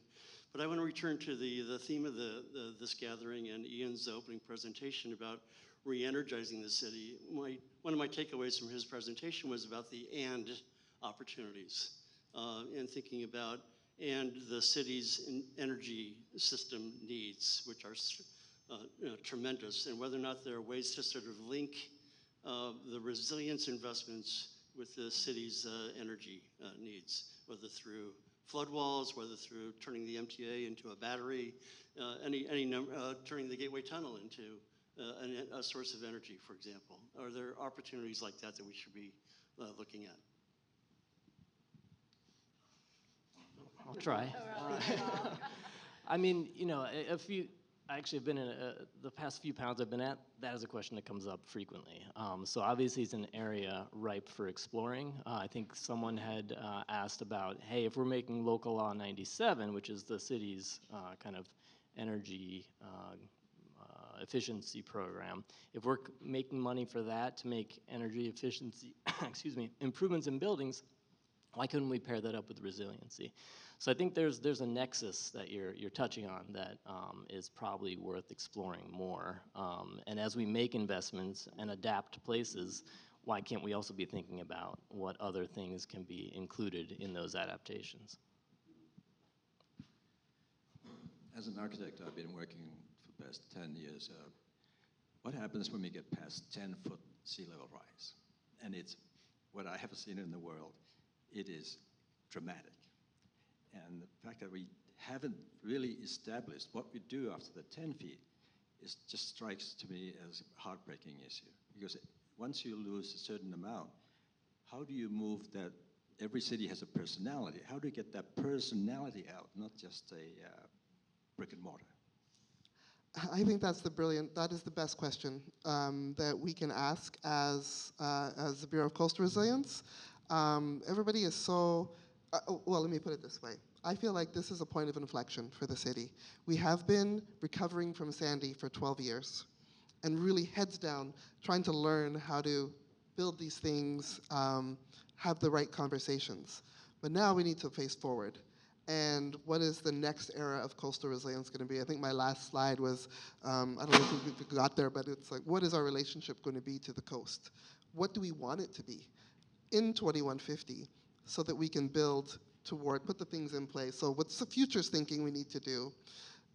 I will admit, it's very, very hard to get the budget to do the work, to even ask the questions, let alone build this stuff. But that's what we need to be doing. And your point about the character of the city is spot on, because if we envision what we want first, and that includes the character that we want, then we have a hope of getting there. But if we don't build that map, we're not going to get to where we're going, right? Yeah, and we're doing a study, RPA is doing a study right now that's looking at where all the places at risk from flooding are, and where is the zoning outside of the floodplain prohibitive from receiving more. I think we have to start shifting to that mentality that we have to focus development away from the flood zone. We have to create room for the migrants that'll be coming from the flood zone, and that's kind of how we have to think about it. And the city is starting to do that. They're starting to kind of phase out, planning, phase out development in certain high-risk areas, but we need to kind of move that into the next level and start thinking about, well, where do we develop now so that we can create room for the next wave of internal migrants from the city?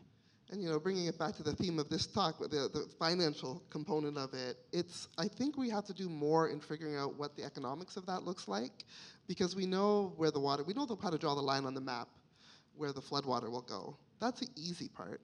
But understanding the economic impact of these decisions, then that's why we try to hang out with Tom a lot, because we don't really talk about that in engineering. We don't talk about it at all in engineering school or in our engineering meetings. But that really is like, we don't want big business to retreat from New York, from Wall Street, and go to Texas or Florida, or, how do we stop that from happening?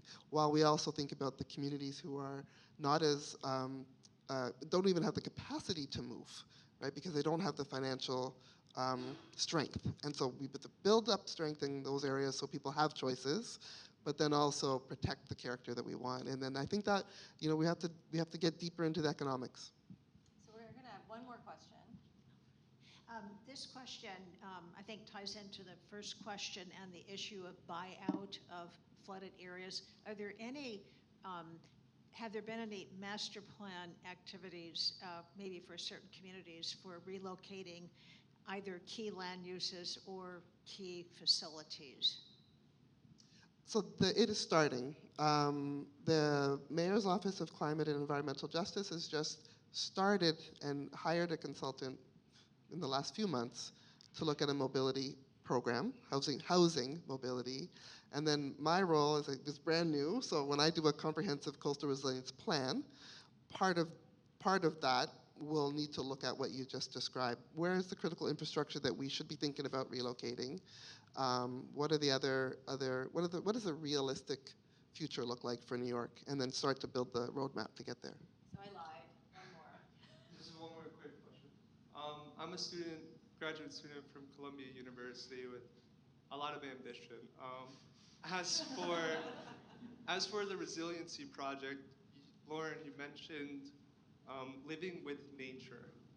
What about thinking of, instead of incorporating these floodgates that have the sole purpose of keeping water out, what if we expand onto the waterfront and also deal with the density of Manhattan? That is ambitious, yes.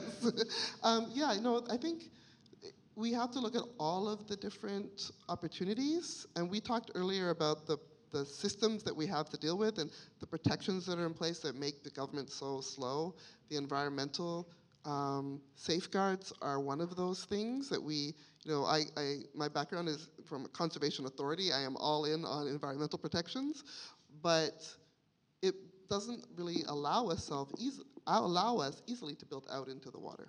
It's a huge, huge lift. And so that's where we have the trade-offs between ecological habitats and our need as people to take over the world, right? And so, yes, that's one option that we need to explore really seriously and decide if the benefit is worth it to go out into the water at these other costs. What can we do to mitigate that? Or are there other opportunities for us to, change the way we think about how we live, the different densities that, it's not like we don't have any options but to go out. So what else can we explore? But I would say, at this point, everything's on the table. And if I could flip your idea kind of on its head, I'm looking at Susanna Drake over here, the idea of bringing nature into the built environment to kind of, as Lauren kind of said before, how do maybe we can't daylight every stream, but if you recognize that a stream used to be there or is beneath the ground there, what can you do to incorporate nature into that part? Your presentation, Ian, showed, it just struck me the amount of space that are streets, right? And the streets in your visuals often had cars and trucks on them, but I think there's a new vision for streets that they can be part of this solution as well, that we can use them, bring nature back, and find all the ways to kind of bring nature into our built environment. So, thank you. This was a great conversation. I thank you for all the questions. I think there's a sort of mingling session now, so I'll let you talk about the next steps.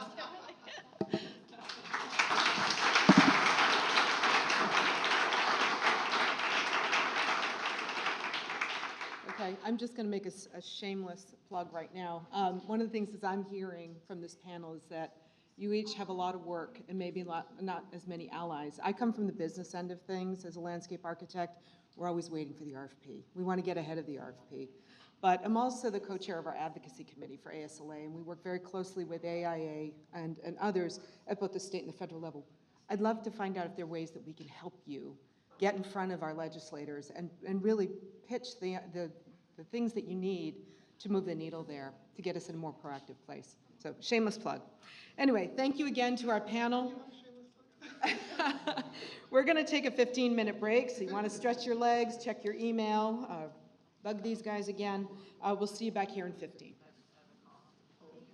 Okay, this final panel of the day, entitled Digital Frontiers in Design Practices, explores emerging possibilities in the digital world to help planners and designers engage in clean energy and sustainability initiatives. We'll hear from a dynamic group of thought leaders who have been exploring new opportunities in this space, along with, I hope, some cautionary considerations provoked by the development of technology. And one thing I do need to remind us all for your disciplinary learning credits, please be sure to sign in again for the second half of the day. But to lead this discussion, we'll have Sarah Williams. Sarah is an associate professor of technology and urban planner at the Massachusetts Institute of Technology, where she is also director of the Civic Design Lab and the Leventhal Center for Advanced Urbanism. Sarah combines her training in computation and design to create communication strategies that expose urban policy issues to broad audiences and create civic change. She calls this process data action, which is also the title of her recent book published by MIT Press. Williams is co-founder and developer of Envelope City, a web-based software product that visualizes and allows users to modify zoning in New York City. Before joining MIT, Sarah was co-director of the Spatial Information Design Lab at Columbia University's Graduate School of Architecture, Planning, and Preservation. Her design work has been widely exhibited, including work in the Guggenheim, MoMA, and the Cooper Hewitt Museum. Let's welcome Sarah Williams.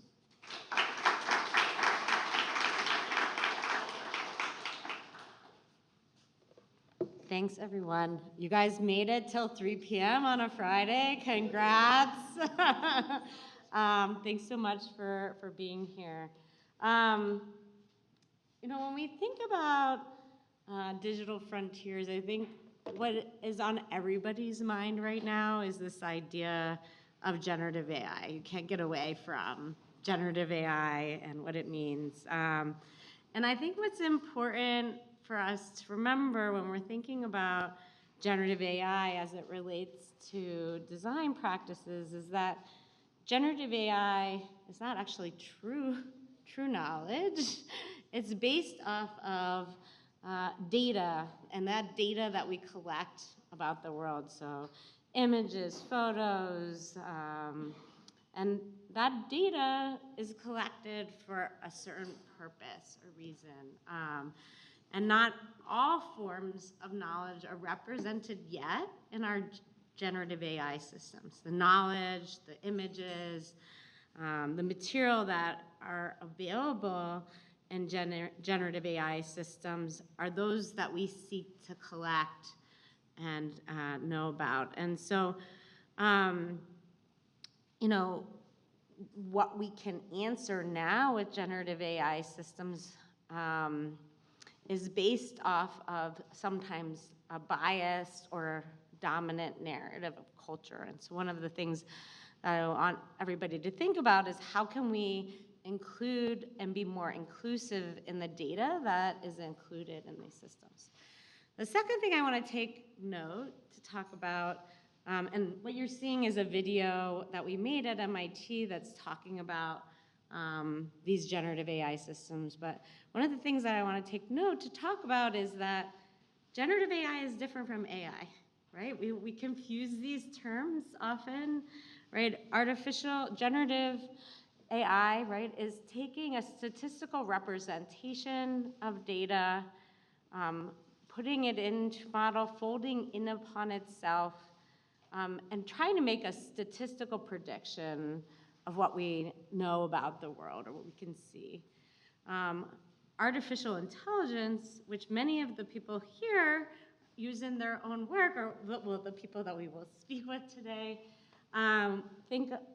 are using artificial intelligence. That means they're learning from data and they're training models, but that learning experience is not generative in nature, right? In that it's based on kind of models that have previously known statistical outputs. So, but I also want to take a minute to talk about how many people have used generative AI in their work. How many? Let's see, it looks like 10. And how many people have used ChatGPT? Everyone. And so today we're talking about energy. How much energy do you think ChatGPT takes?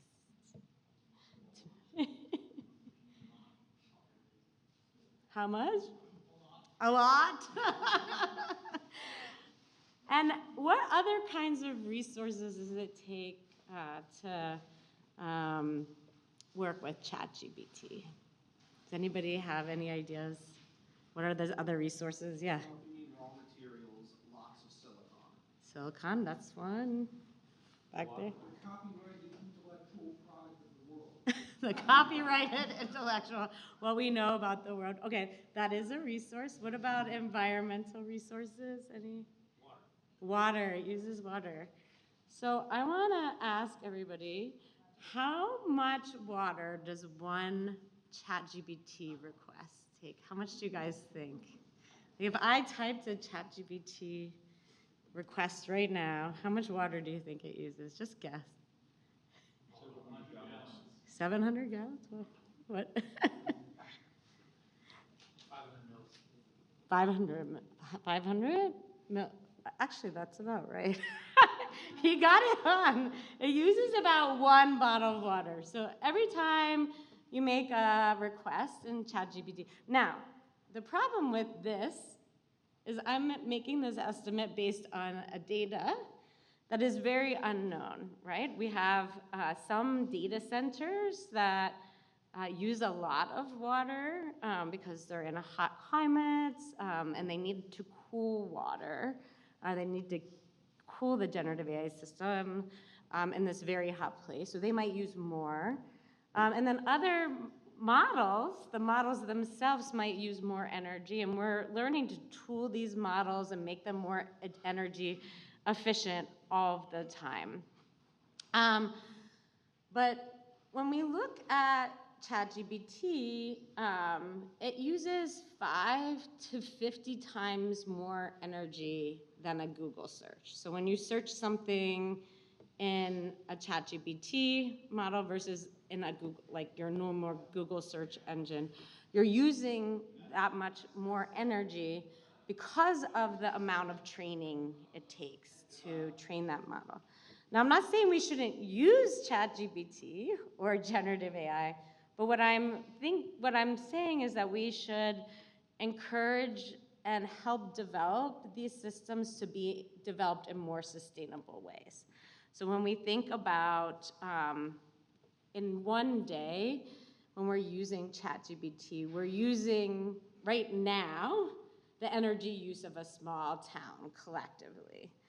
But if those data centers where these models are trained on or are more optimized for locations that are less energy intensive resources, that they are not using fresh water supplies that are diverted from local indigenous communities, we can improve that. So it's something that I think that we need to be thinking about and advocating for.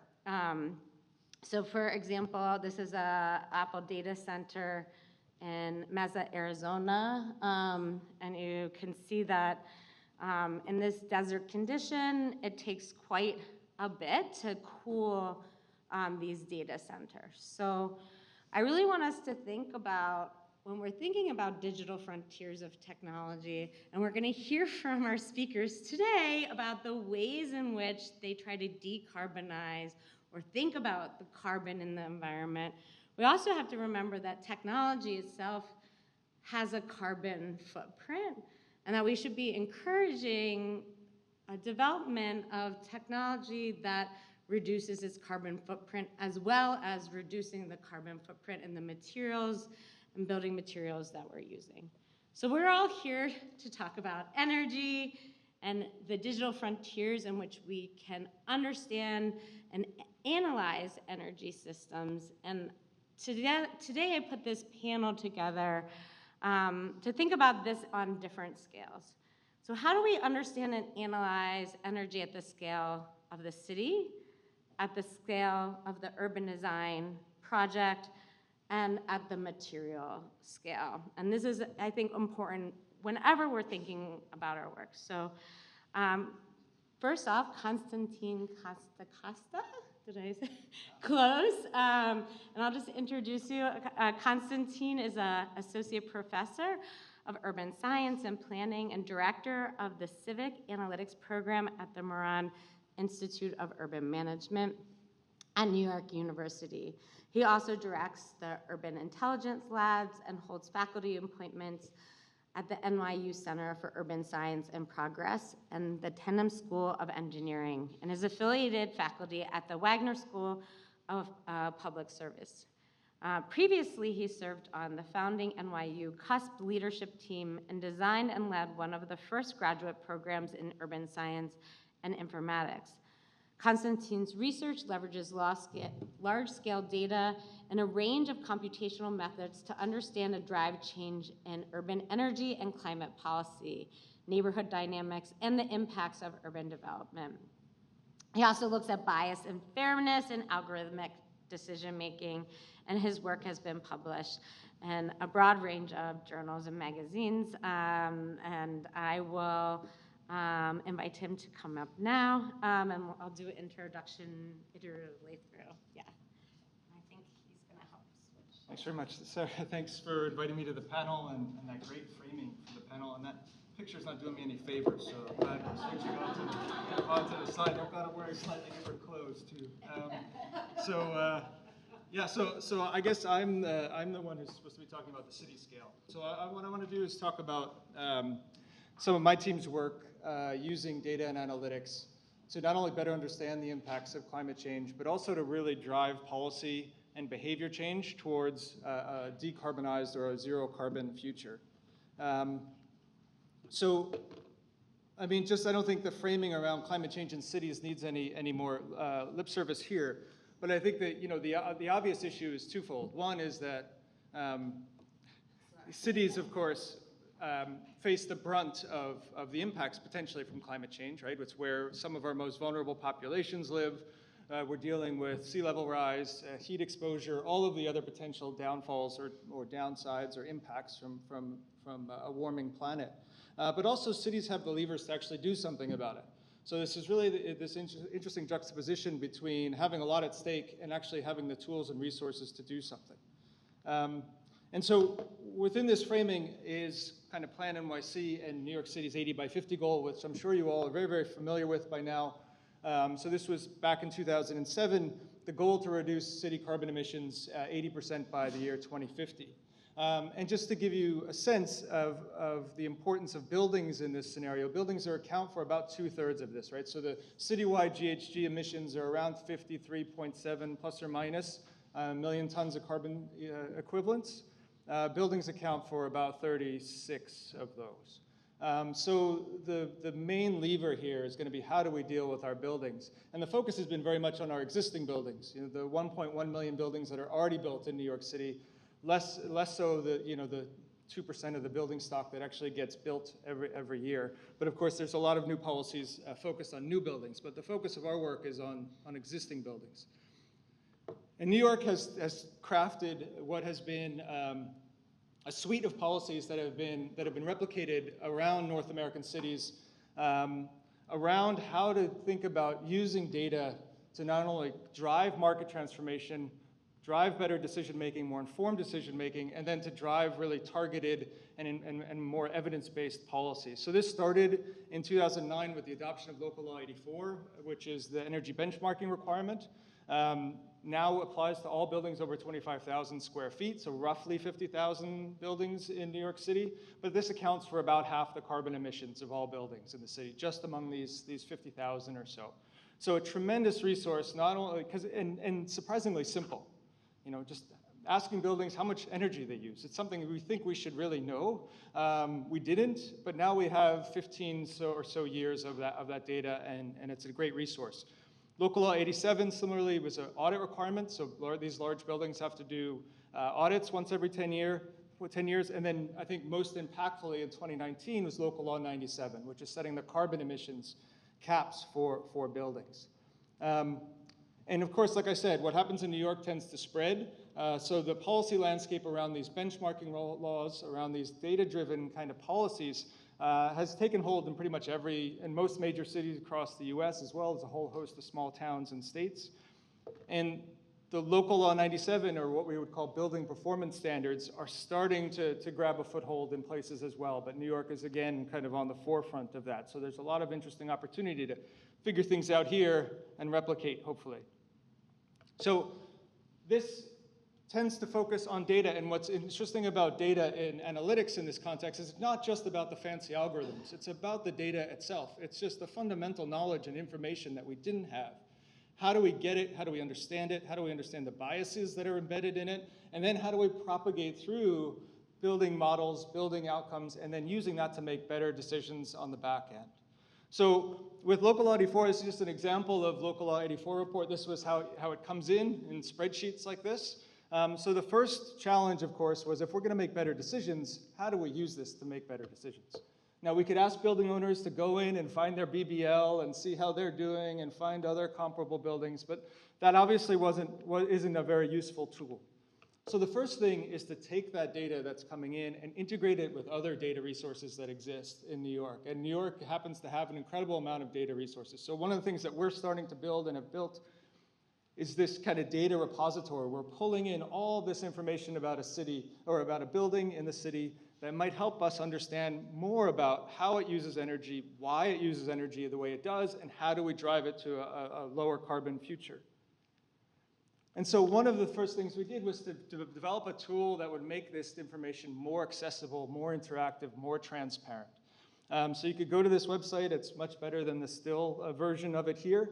But it allows you to search for buildings, search for neighborhoods, look and compare to see how buildings are performing one versus the other. This kind of peer comparison idea that is really a bedrock of a lot of these informational type policies. And much of this is driven around the idea that more information will lead to better decisions. And this is not a straight line, right? This is where tools and resources and ways to interpret that information are so critical. So many of you probably notice, of course, or deal with doing the building energy ratings for buildings that are posted on most buildings now from Local Law 33. And this is predicated on very much the idea around what happened with calorie counting and restaurant grades. So with calorie counting, it was the idea to make the unobservable observable. So we walk into a Starbucks, we see that yummy cake in the middle of the afternoon, we're eager to get it, we see that 390 calories, and that's supposed to influence the kind of decision we make. Now the first thing we need to know, of course, is that a lot? So we need to know some benchmark. We need to know that we should be having around 2,000 calories a day, and then we could quantify and make a decision about whether this is a choice we want to make.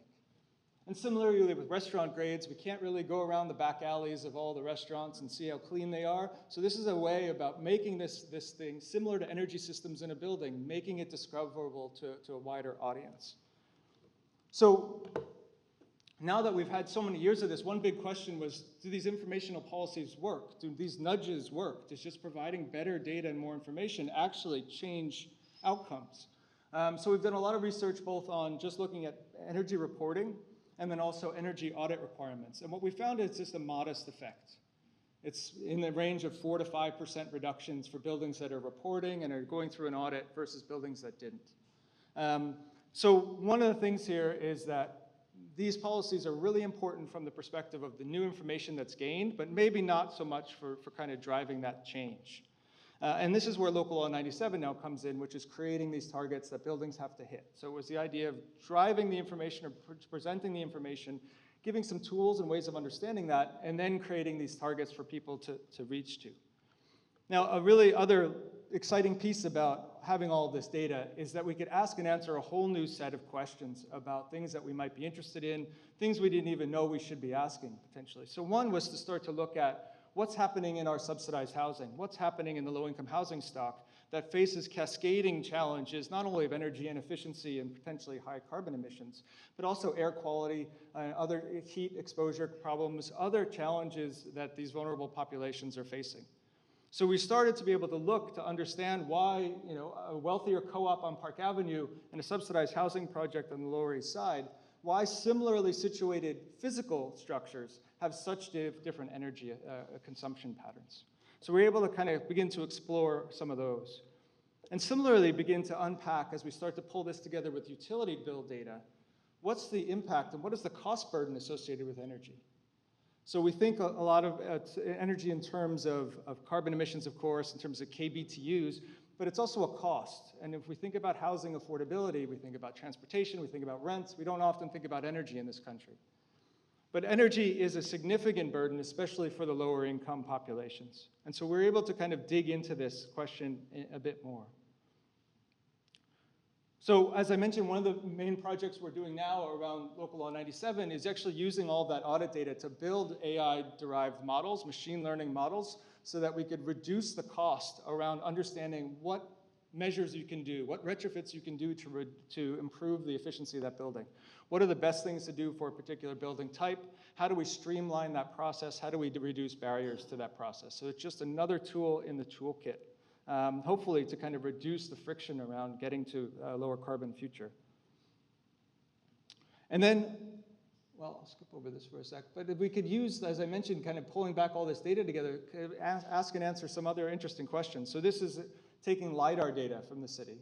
So the city has done 2 LiDAR flyovers, right, where there's a laser range finding. A plane flies over, shoots a laser about every 8 to 12 times per square meter, and gets a distance for that.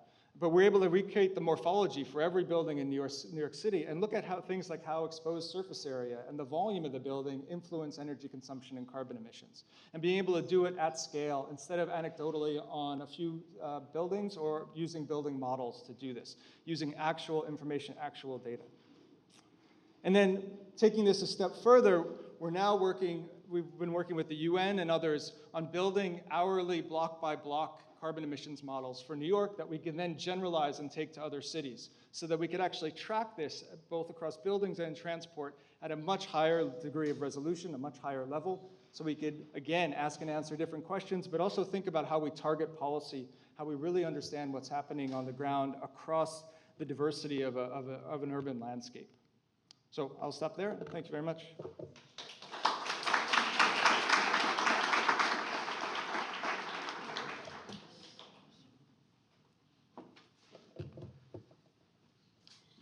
Great.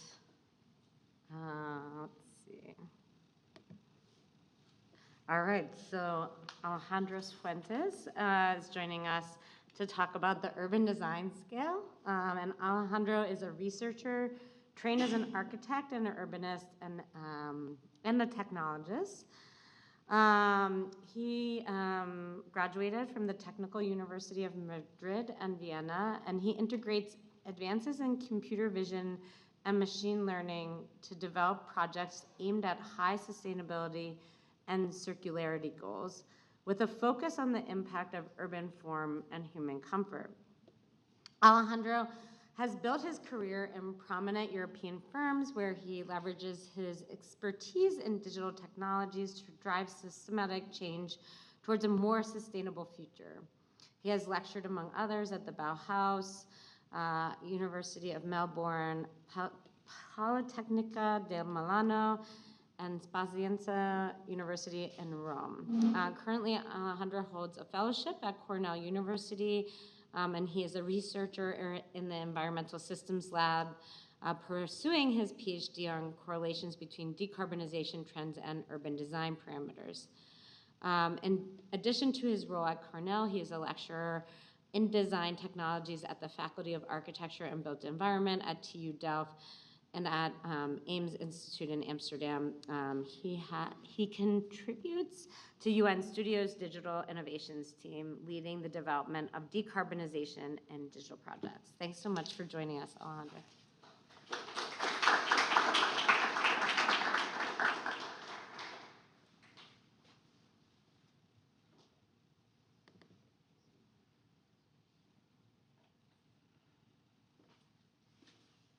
Thank you. Thank you all for staying so long. That text that Sarah just read apparently is 1 liter of water because it took 2 iterations on ChatGPT. Well, as she said, my name is Alejandro Fuentes. I'm a researcher, PhD student at the Environmental Systems Lab at Cornell, but I primarily hold a position at the Faculty of Architecture and the Built Environment at TU Delft, and I'm a creative technologist at UN Studio. All of these are things that any of the tax offices of the countries where I'm supposed to reside should know, but anyway. But mainly, I mean, I came here to talk about the work that we do in practice and how that correlates with education and how that correlates with the work that we're doing at Cornell. So we're primarily focusing our digital technology development on making cities more walkable, prioritizing non-motorized sources of transportation, increasing comfort on public space, but mostly working about how to make our cities carbon neutral. And for that, we try to look at current metrics, we try to improve them, we try to build new algorithms, we look at technologies that are being currently used in practice, and kind of like we're trying to blend in all together. A bit of my background, I started my career about 10 years ago drawing comic books in Vienna, trying to document participatory processes when we were building new neighborhoods. I think that the Baugruppes and the collective building processes that happen in Germany and in Austria were mentioned before, but we quickly realized that the frameworks that we were using for public participation were very limited in which the results that we would achieve. To give you an example, if we would give a foam cutter to a bunch of citizens, they would produce blocky urban design. And that's simply because the tool that they use frames the results that they get. So we started exploring Bulgaria's new development in which different communities can be built up.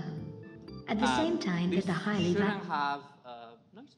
But anyway, we started exploring different methodologies using arcade games to see if that would engage with citizens better. And that's more or less the trend that I have followed during my profession. I've worked in implementing AR technologies to communicate climate benchmarks in practice, building live models for municipalities so that they could take decisions faster, or integrating virtual reality in communicating urban design decisions. As Sarah said before, we keep on questioning ourselves what we are using technology for and what's the cost of the technology that we use. And right now, we are mainly focused on, as I said, carbon neutrality. I like to show this graph quite a lot, and it's been shown around during today about what is the impact of the built environment on the overall carbon emissions of the city. If we look at the built environment and mobility, out of which mobility 2/3 come from basically taking the car every day, half of world's emissions depends on things that are related to the decisions that we take at the design table. And these decisions mainly have material impacts, energy impacts, and mobility impacts. So what I'm going to try to do today, I'm going to show you 3 examples, one architectural project, one urban design project, and one landscape project, to try to showcase how we use digital technologies to try to take our decisions better. The first project that I want to show you, it's in Rotterdam. This is the Schie block, and it's a block that is mainly famous because of this yellow bridge that was a crowdfunding project that was built around 2016 by SUS. But this block is within the epicenter of the reconstruction of Rotterdam after the Second World War bombing. It was also a very important plot for all the social movements that brought kind of like the civil rights and labor laws into the Netherlands. And it's right now in the epicenter of the high-rise vision of the city. Rotterdam has kind of like this idea of developing a polycentric new city within the realms of the current scope of the city. We are just trying to implement in Europe something that is called the Natural Restoration Directive, which means that every square meter or every square foot that we build has to be reproduced and rebuilt in natural spaces somewhere else. For a country such as the Netherlands, that basically is a country that we always say it shouldn't exist because it should be below sea level, this is very challenging. So they are trying to keep cities compact and try to build higher. For that, let's say, the municipality is making a lot of effort in trying to regularize, for example, the performance of public spaces so that we preserve certain access to sunlight that derived in very interesting research by different practices within the city. Here, for example, we're looking at the development potential of each one of the plots in the city center based on the performance of these sunspots. And they are also looking into how we can shape the building so that we preserve comfort from wind in the public space. We often criticize the municipality because not as other municipalities such as Amsterdam that looks very much at the underground and the soil that, I mean, as you very well know, has a huge impact on the foundation's performance, which is a direct correlation to the amount of concrete that we pour on the ground. Rotterdam hasn't really thought about that. So we're basically building skyscrapers on sand and not a really high performance sand. But anyway, following these directives, we won the competition with this kind of like cheap version of Stefano Boeri. And we looked very much at density and how density correlates with the access of sunlight and therefore with the loads that we put on the energy performance and the consumption of electricity related with lighting. We are a very northern country and we're a very dark country. But the funny thing is that with this project, we got a very interesting commission from the client, which was, this is the Excel that we were able to draft on. If we meet these square meters, we're gonna make the project financially feasible. Can you tell us where to put this? And we said we can try. We started building charts. We started to think algorithmically, how can we relate programs and functions to one another? And we end up building a system by which we would analyze parts of the design. We would build up profiles and performances that would then be compared to pre-assigned values to these functions so that we could see whether parts of the massing would be suitable for the functions that we were defining. We looked very closely at the noise since we were next to Central Station, and we basically developed an algorithm that would look at these tiny pieces of the building, would batch analyze several of environmental KPIs and would compare the results with the programs to find programs that were suitable. And this led us into thinking that actually what we were looking was not where to put its functions, but which parts of the program are actually more suitable to host the biggest number of activities, which means that that could impact on the resilience and the life expectancy of the building down the road. This may seem ludicrous, but actually buildings in the Netherlands has an average lifespan of 18 years, which is something that is very short given that we're calculating our embodied carbon targets for 50 or 75. So making sure that the buildings that we build at least last what we are calculating them for is a really huge issue. If you're curious about this methodology, we published a paper at IAS last year, and we took these methodologies and we tried to integrate them in studios that we do at TU Delft, integrating new methodologies on machine learning. But something that we got out of this project was that we, like all of these analyses were so heavy that we managed to run all these models twice, which means that this kind of iterative dream of the video game that we played with and we developed intuition with it was not feasible. So we used it for validation while we wanted to use it as a driver. So in the next project that I want to show you, which we tried to do it the other way around. Instead of looking at the performance of what we were planning to build, we tried to look at the performance of the natural environment to see where we could actually build something. So we got a commission to plan a mountain in Georgia, not the state of the US, but Georgia, the country. And we looked at different environmental metrics. We modeled the radiation exposure, we modeled the wind performance, we modeled the rain, the flooding accumulation to try to see which, let's say, paths we should preserve for the rain to go naturally, which areas were suitable for natural restoration, or where we should allocate the energy sources. This led into several strategies that kind of had an impact on the way that we developed the urban design of the project. And also we took a look very closely at the, let's say, where we would put things, because that would have an impact on the amount of soil that we were moving from one place to another, so that we would at least manage that whatever we would take out and would expand would have a place somewhere else. And we ended up with a proposal like this. This took a lot of effort to convince the client, because it was a very expensive proposal compared to what they were looking for, because their initial assumption was, we have this type of building that we know that it sells, we have this amount of square meters, on the paper this fits. And this is what we started to look, and we tried to prove computationally that the density that they were looking for with the typologies that they were proposing would really not fit. This project also had a very interesting spin-off for our landscape team, which was looking about pavement. And we have talked today about heat island effect, about hardscape and softscape, how can we increase greenifying surfaces in the city. And when you work in landscape, most of the missions come on modifying the terrain and the embodied carbon that you put on paving and building up the roads. So we collaborated with a psychology group in ETH that were looking into crowd modeling and, let's say, stress mitigation within fire escapes to build up agent-based algorithms that, crossing them with time and climatic data, for example, the performance of different spaces of the city, but also time and desire, how subjectable people are to divert their routes when they walk in an open space and they, for example, see an ice cream counter, to build an algorithm that would predict where people walk in open and closed spaces.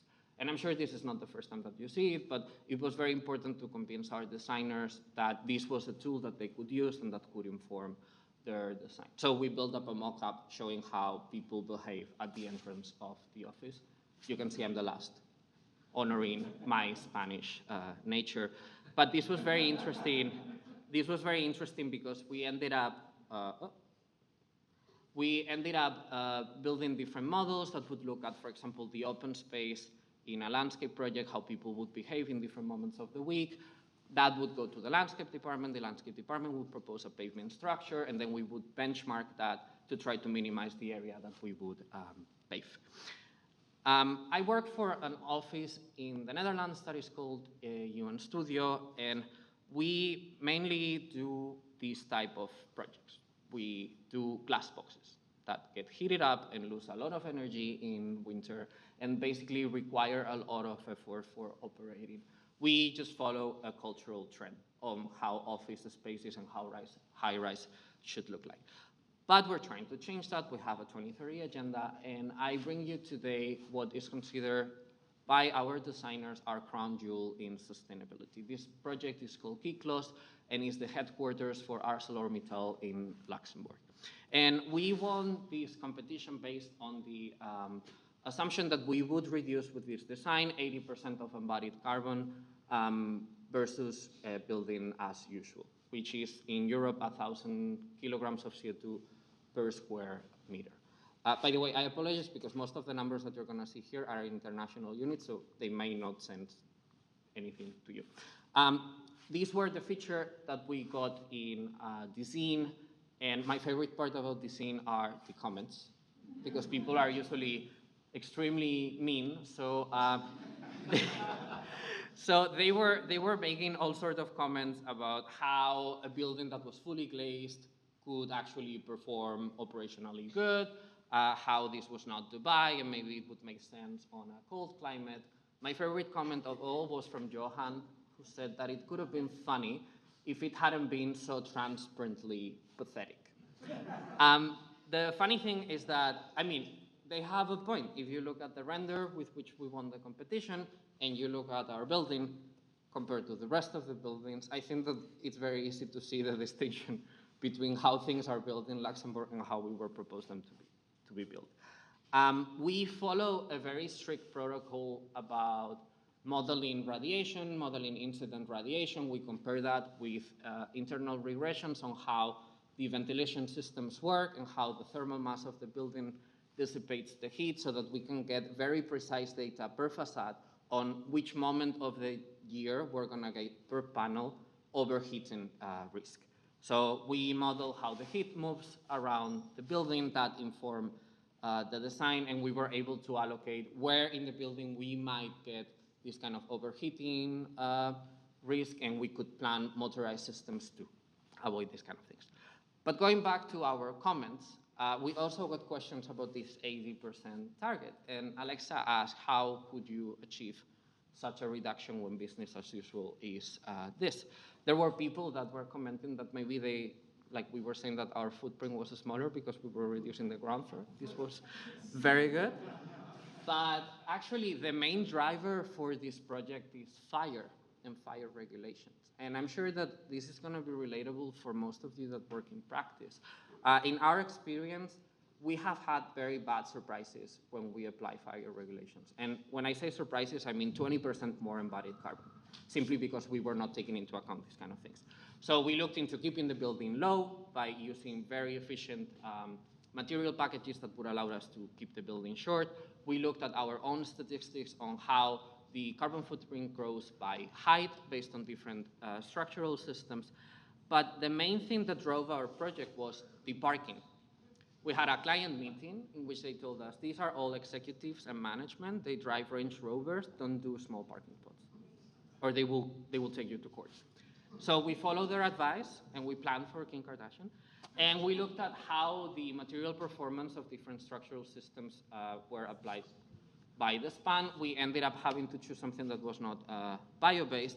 And all of this was done using a tool that we built for our designers. It's called the Carbon Builder, by which they would iterate different design variations, and they would kind of like look at these type of metrics. So they could increase the shape, they could modify, and this would be linked to a database that would be linked to the national database of materials, and we would see the metrics perform live. But what was more interesting was that we developed another tool that was called the Carbon Story. The Carbon Story was a web-based tool that we would deliver to our clients, and based on the materials that they would allow the project to have, they would start seeing different roadmaps, how the carbon grows based on the materials that they use. And I mean, you're not really seeing it on this screen, but if we look, and neither on this one, but basically this allowed us to look at different combinations of materials. What happens if I use cement 1 against 3 types of rebar, against 5 types of glass, and how all the possibilities would arrive to become endless.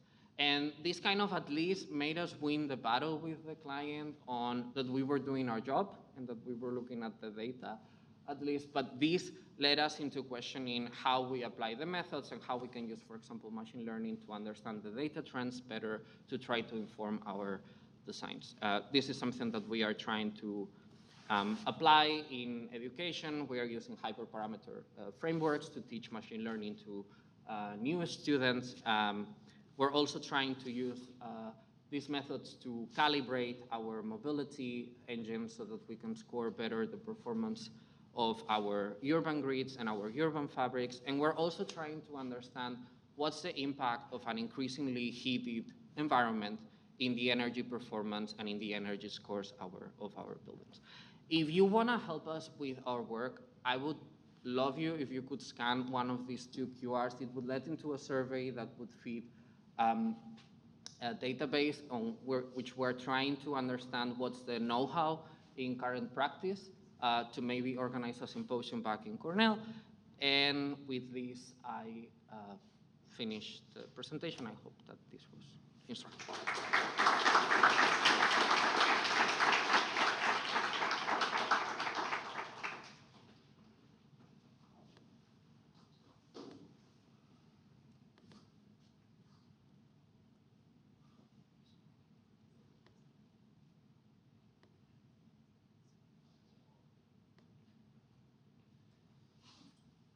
Oh, wow.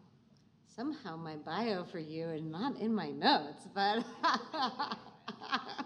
but I will do a short bio because I know Caitlin very well. We teach together at MIT. I teach in the urban planning department, and Caitlin is the new chair of our building and technology department. Caitlin went to MIT as a grad, an undergrad and a PhD. Left MIT for a little bit and returned to building technology. But what I think is so wonderful about Caitlin, and maybe great that I don't have your bio, is like really the ability for her to think about architectural material, building materials, to think about them within traditional and cultural practices in which those are built, and then think about how to decarbonize those materials. But not only is she doing this important work that we've seen all day today, but she's thinking about ways in which we can optimize those strategies using technology, thinking about AI systems. So she'll tell us a little bit about it, and she'll maybe tell us more about her background beyond MIT. Thank you, Caitlin, so much for joining us.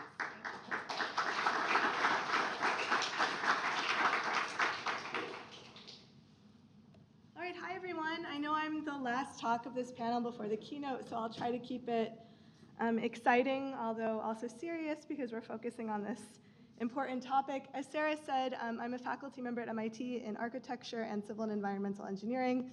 I run a research group there called Digital Structures. We're now 11 years old. I recently became the director of the Building Technology Program and the associate director of the MIT Climate and Sustainability Consortium.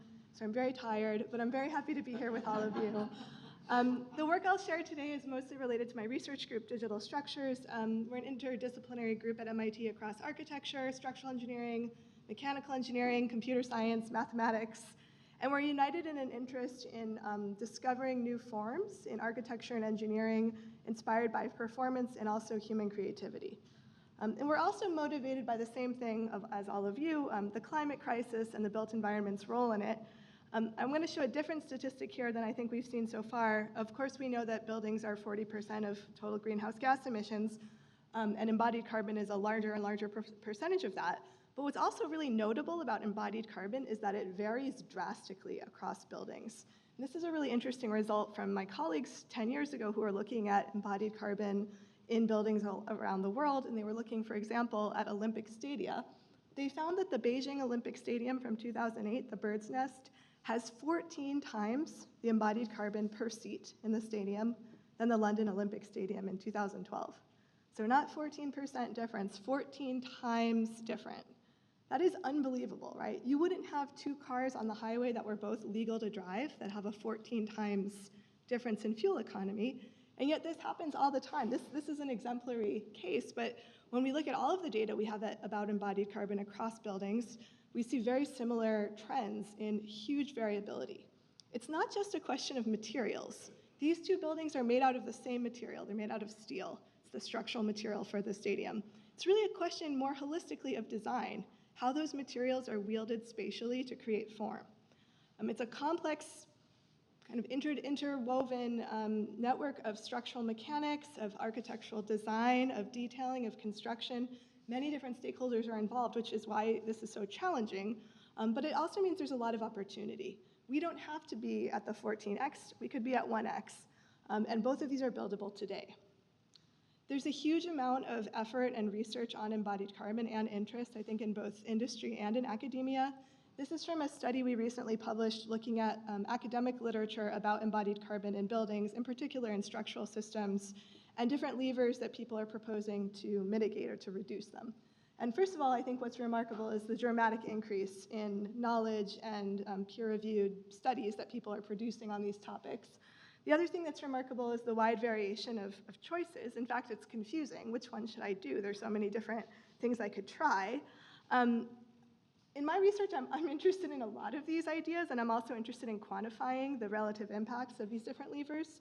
Today, I'll talk about a few of these in particular, especially ones that I think can be really amplified by digital design technologies and digital approaches.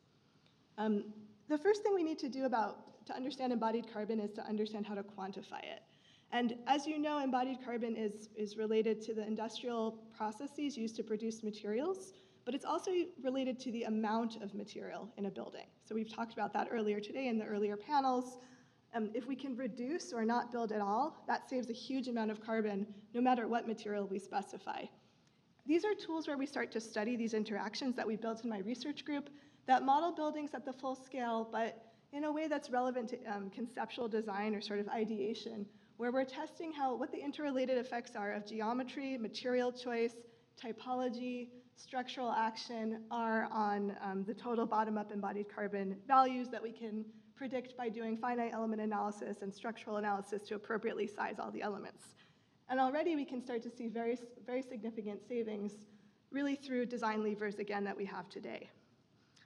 We used this tool to study over 200 recent policies that have been proposed across the United States about embodied carbon to study the quantitative effects of different ideas. Should we build all buildings out of wood?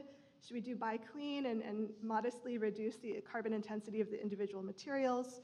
Should everything be adaptively reused? Should we promote circularity? Should we divert demolition waste? There are so many different important ideas that are being proposed, but policymakers have very little information about the actual quantitative benefits or effects of any of these policies. So we started to quantify different policies that have been proposed or ideas that we think in general designers could do today, things like reducing clear spans between columns, switching out different materials, in concrete in particular, which are the designs on the left, doing things like using T-beams or ribbed slabs instead of solid concrete slabs, looking at timber, looking at reusing steel. And I was really surprised by the results. I've been working in this field for 10 years, and I really didn't know what would happen. What's really interesting to me is concrete has a huge potential for reduction, not through material substitution, just through much more intelligent orientation of the material. It's so heavy that its own self-weight contributes so much to its carbon. If you can lightweight concrete, you can get it almost reduce the carbon to be almost the same as a timber building. And we found similar kinds of interesting trends over some of these other techniques. So we're hoping to connect these findings with policymakers to advocate for, I think, what I've heard from some of you as well. We shouldn't have prescriptive solutions in the embodied carbon space. We should have benchmarks and targets that allow for innovation and market flexibility and really allow all of the designers to use their skills to find the best solutions in creative and cost-effective ways. We're also interested in studying this not only for typical buildings, but more generally. So like Alejandro, we're developing these tools that allow us to estimate embodied carbon through very basic representations of a design that are relevant for either scenario testing or early stage design. In this particular tool, we have an auto-framing technique that estimates a structural frame, that basically automatically generates a structural frame given a massing for a building, structurally sizes all the elements in the frame, again, using a finite element analysis and relevant building codes and structural loads. It doesn't have the number here, but then it tallies up all the material, multiplies it by an embodied carbon coefficient, and can instantaneously give us an estimate of embodied carbon. What's useful about that is I don't need to wait until I have my full Revit model and I can run one-click LCA to know my embodied carbon. We can start moving that really early into the design process to inform decision-making. We're also thinking about how we can move that even one step back using tools from generative AI.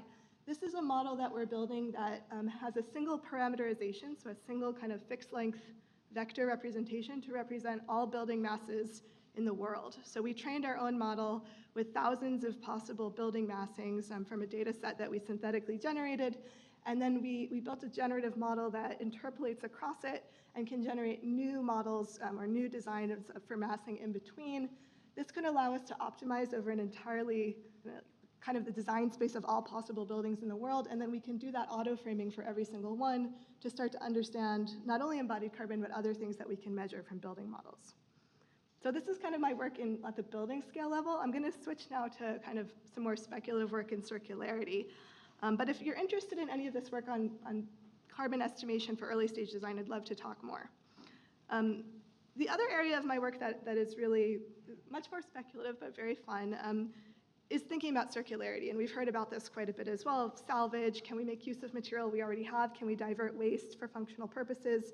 I got interested in circularity with students thinking about a very interesting waste product, the tree forks from a tree that are always, that are almost always disposed of when a tree is taken down, even at a lumber mill where we're trying to extract timber.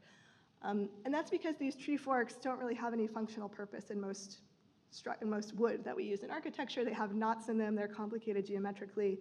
But all of you took structures classes at some point, right? So you all know that a tree, the fork on a tree is a cantilever, so the tree fork is a moment connection. Moment connections are the hardest connections for us to engineer ourselves. The internal fiber of a tree fork is the most complex moment connection that we could ever imagine. We can't fabricate ourselves an anisotropic moment connection that works as well as what nature gives us all the time in these tree forks that we routinely throw away or chip so that all the carbon sequestered in the fiber is reabsorbed into the atmosphere. So we decided to try this project where we work with tree forks that are otherwise going to be chipped to become mulch, and we divert them, and we take them back to our lab at MIT, where we start to understand them as possible structural connections. Using really widely available 3D scanning tools that are free on our phones, we can create digital inventories or digital twins of these waste streams, and then we integrate them into a design workflow that we've developed that instantaneously and automatically matches our inventory to a target design in a way that's optimal. It uses an algorithm from the 1950s called the Hungarian algorithm. It was originally developed for matchmaking for couples, for marriages, but now we're using it to match our waste inventory with our design. And what's really fun is it's so fast that I can change the design and find a better kind of global form that matches my inventory.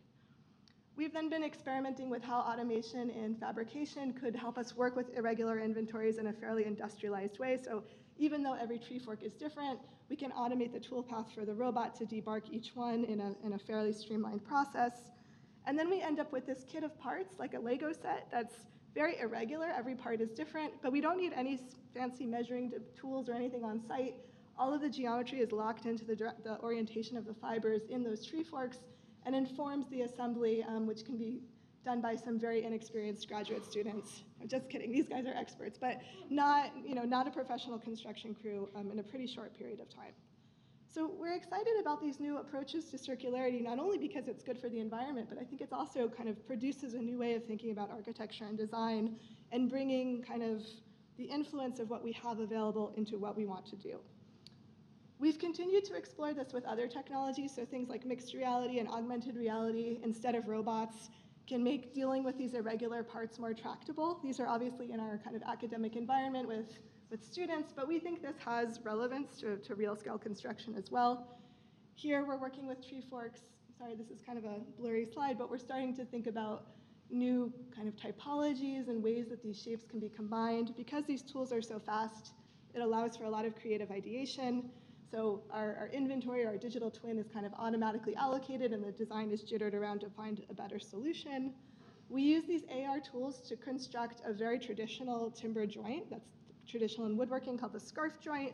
So we're combining kind of what's well known about timber engineering with technology to enable more irregular inventories, and constructing kind of strange new architecture that reflects, again, I think our material realities of today.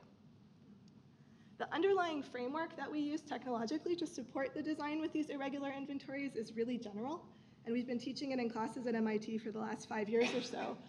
And we're starting to apply it on a lot of different material streams. So one of the most kind of realistic ones is this glass shingle facade. One of our graduates has a startup company now where he works with window manufacturers and takes IGUs that can't be used, that are somehow defective, and he has this algorithmic technique and facade detailing expertise. He's worked as a facade detailer for about 5 years to generate this facade that takes these individual pieces and algorithmically kind of aligns them in order to match them up to make a facade.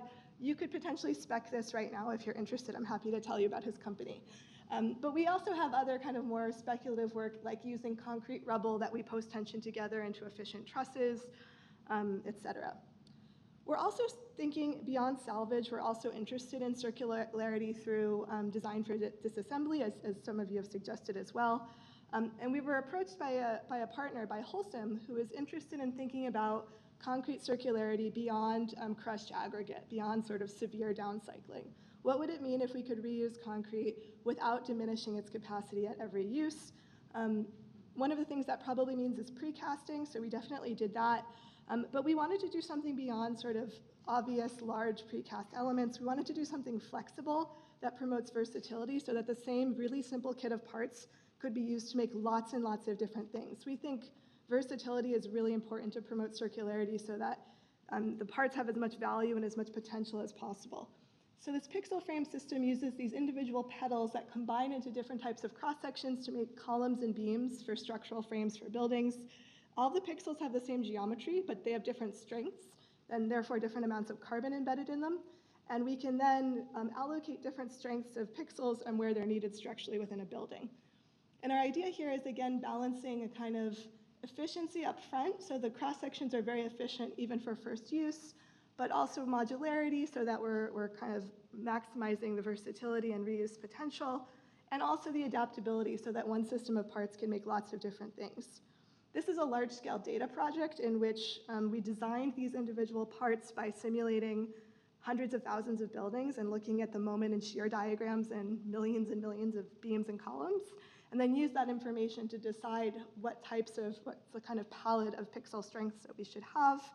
We've been thinking about this as part of circular economy. What do business models look like when an architect is not just specifying materials to be used and thrown away, but rather working with an organization that's curating materials and taking care of them across their lifespan?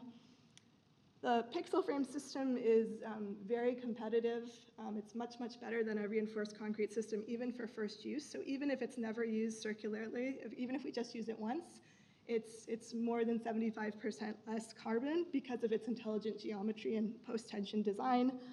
Its connection details make it completely reversible, though. So this is comparing it, at the level of the frame. It's also comparable to other systems and other materials. So because it's so lightweight, again, it's competitive with timber. If we consider its reuse, its carbon goes down even further. So in our assumptions here for our life cycle assessment, we assume all the concrete parts are used as they are and all the metal is recycled. So we still have some carbon in the second and third uses, but it's dramatically reduced compared to conventional construction. And we're trying to make this argument that this is also an opportunity to have a renaissance in exposed structure. So this structure could really be something desirable and beautiful. Concrete could go from something that we think of as garbage to something that's really the jewelry of the building. And then this one little kit of pixels can have so many different lives. So we could start with pixels in a warehouse that are used for maybe a building that maybe has a 5 or 10 year lifespan because its supply chains are changing, et cetera, et cetera. Those pixels could become a pavilion or a museum in a cultural space.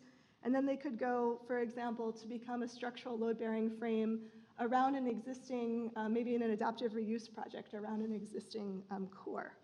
So this is also a real project. These students who've graduated now have a startup where they got a grant from the Massachusetts Clean Energy Council to try to commercialize this. I don't think you can specify this yet, but if you're interested in it, they really need use cases and applications. If you have a project where a small demonstrator could be used for this, I'd love to talk to you and connect you with them. The last thing I want to show is another a study that we're doing on very conventional things, because I'm excited by technology and new materials and new design opportunities, but I also understand, as all of you do, that the climate crisis is already here and we need to do things immediately. So in this study, we're looking at extremely conventional construction techniques here, wide flange steel beams in all of the existing conventional sizes, concrete slab on top. Here in this study, we found just by changing the topology of the load-bearing system of how the slab is supported, by using a topology that follows the flow of forces rather than an orthogonal grid, we can reduce the carbon emissions of the load-bearing frame by 40%, using all of the materials we already have today. So there are many, many pathways for carbon reduction that I hope you'll be excited about some of them. And these digital design approaches, I think, can help us discover more. Thank you very much.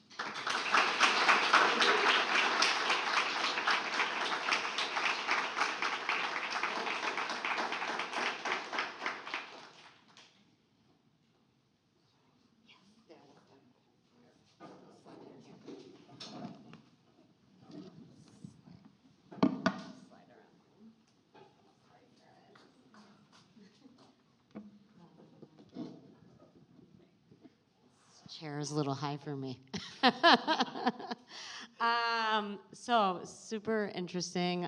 Really interested to see all your work. And one of the things that I saw all of you doing is kind of you're trying to take data and make it actionable in some kind of way. And I was actually thinking, where do you find that you struggle most in kind of turning that into, let's say, an actionable movement? And I guess like what I'm thinking about is adoption of technology, right? So we start to think, we are using, everybody's so excited to use data, to use this evidence as a way, but then we struggle to then move to the next thing where we actually adopt these technologies. So I thought like if everybody could talk a little bit about that. Sure, yeah, I'll start. Yeah, I think it comes maybe down to two things. One is, of course, how do you visualize it or present it in a way that the person who has to make a decision will actually appreciate what or understand what you're trying to convey. So, you know, how do you convey that information effectively? And the other is, how do you get that person to actually believe the models in the first place? I mean, I think there's a lot of mistrust, distrust, skepticism around, especially you know, in real estate and other industries where you know, the kind of folks we're trying to work with. So the question is, you know, how do you really kind of build that trust and just some reliance on what you're actually producing? I find that very relatable. I think that the main, I was having a conversation the other day on why, you know, we would have a huge number of projects that would be failed at permit process because they would not comply with wind, because CFD is so counterintuitive that people do not trust the tools. And then you would end up just submitting your massing for permit, and there would be an external consultant that would do a validation for something that has never been validated. And even if it has been validated before, it's very difficult for people that don't have knowledge on it to believe the results. So it's a question of trust, but it's also a question of, I don't want to get here because it's complicated, and I'm not really sure if I can back up my analysis, so I'm not going to base months of work and months of billable hours on something that I cannot really certify. And I mean, I don't know, I really trust the work that you do, guys, but we build things like, I don't know who said today that we're flying the plane while we build it. This is what happens in practice when you build algorithms. You are developing things while the design iterates, and there are changes and there are malfunctions, and suddenly your algorithm crashes, and then you break your Revit, and then people don't trust you. And then how do you move on there? You know, I don't have to tell you all this, but one of the really challenging things about buildings compared to, let's say, airplanes or furniture, you're usually just designing one. And you have some fee, but you don't have enough fee to do the amount of study that you would have if you were designing a car or an airplane. And yet that's kind of what we need to do now. We need to sort of apply that kind of thinking to every building. And so how do we more efficiently generalize the knowledge that we have across the many buildings that we have already designed or that we might design, while also tailoring the results to the specifics of each case? As you know, each case is so different, and it's really challenging to standardize building construction and design. I think that's one thing I've shifted. I was originally very focused on tools for individual buildings, which I still think is really important. But I've realized if I can produce things that are slightly more generalized knowledge backed up by data that I think does generalize reasonably well, that could help more people and also kind of fix, that could encourage policy more rapidly. So I think there's that trade-off that's important to think about. Another question, all of you guys are using data in your work in some kind of ways, and I wanted to think about what data don't we have yet that we need to create? And I guess what I mean for that is, if we are going to think about decarbonization, I think what data do we need to start building now in order to help kind of for that future? Or what data do we have that we need to leverage more? Okay, maybe I have a contra. I think we have a lot of data. I think sometimes we use a lack of data as a shield for not doing anything. Like we'll say, oh, the carbon and coefficients, I don't have an EPD, it's too hard. But basically carbon comes from using a lot of heat to make things. And so if you're using a material that has a lot of heat to make it, it probably has a lot of carbon, et cetera, et cetera. I know you then want to make more fine-grained decisions, and EPDs are helpful, but I wouldn't be held back by the fact that you don't have an EPD for everything to not have any sort of sense of decision making. So I think what we need is not just data, but also a kind of just literacy in terms of what contributes to carbon. That is a kind of higher level model in our brains that can help us make decisions. One of the things that I was going to say, actually, I found out today that we have, which is actual reporting on the energy consumption of buildings. You can model the energy performance of a building, but that doesn't mean that those numbers are going to be true. So now we can benchmark what is the actual social behavior behind people putting heating or non-putting heating. But I think it's also, following up on what you were saying, Caitlin, we have had a lot of experiences by which we would have accurate data on materials, but we lacked context.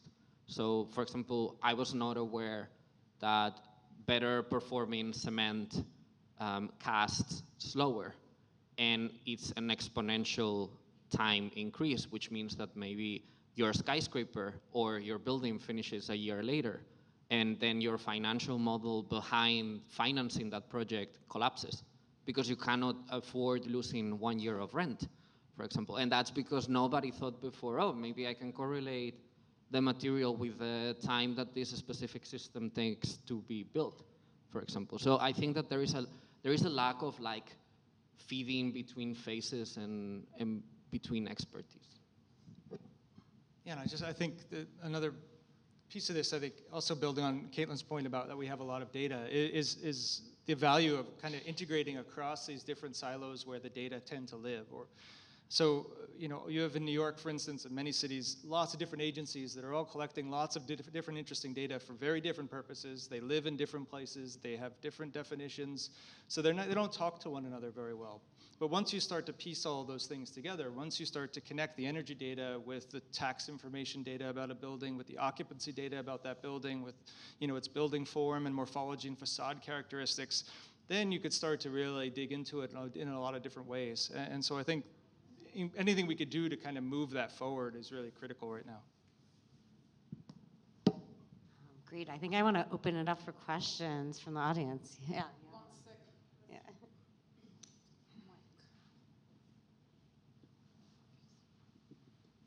One thing that struck me, I have 50 years experience, so when we go to deep spans in quote traditional buildings, the main loser there is the occupant. When we go beyond that German rule about sunlight, there's a frightening amount of medical information that our country has never managed to even talk about. So that's the one thing. Also, the other thing that when you do data on city, what we have lost in New York City is the streetscape. Tall buildings don't have a streetscape anymore, and it's those are the two things that I would say in the last 50 years have been detrimental. Thanks for that comment. Yeah. On your slide about the New York City Plan NYC and 80 by 50 slide, I don't know if you actually want to pull it up or not. Okay, on your slide, New York City Plan NYC and 80 by 50, there was an interim goal of 40 by 30. And I was wondering, your graph stopped very early on, and how accurate it is between the blue line and the green line. So that was pulled from the Plan NYC plan, so the document. So that wasn't me tracking what it is. New York City has a really interesting and useful greenhouse gas inventory where you can go back 15 years and kind of track to see the progress. So I would suggest you kind of go to that tool and you could kind of see where the progress is. I have actually looked at that tool online, and the 2023 data is not available yet, or at least I haven't been able to find it on the internet. Right, yes. And your graph it's basically only been going sideways at 16%. So we have to get from 16 to 30% by, in 6 years. So I just wanted to see if other people have other data on this out here. I think those inventories are updated with the official data as soon as it's available. So that I would pull to that. Yeah, that image is from the original Plan NYC document.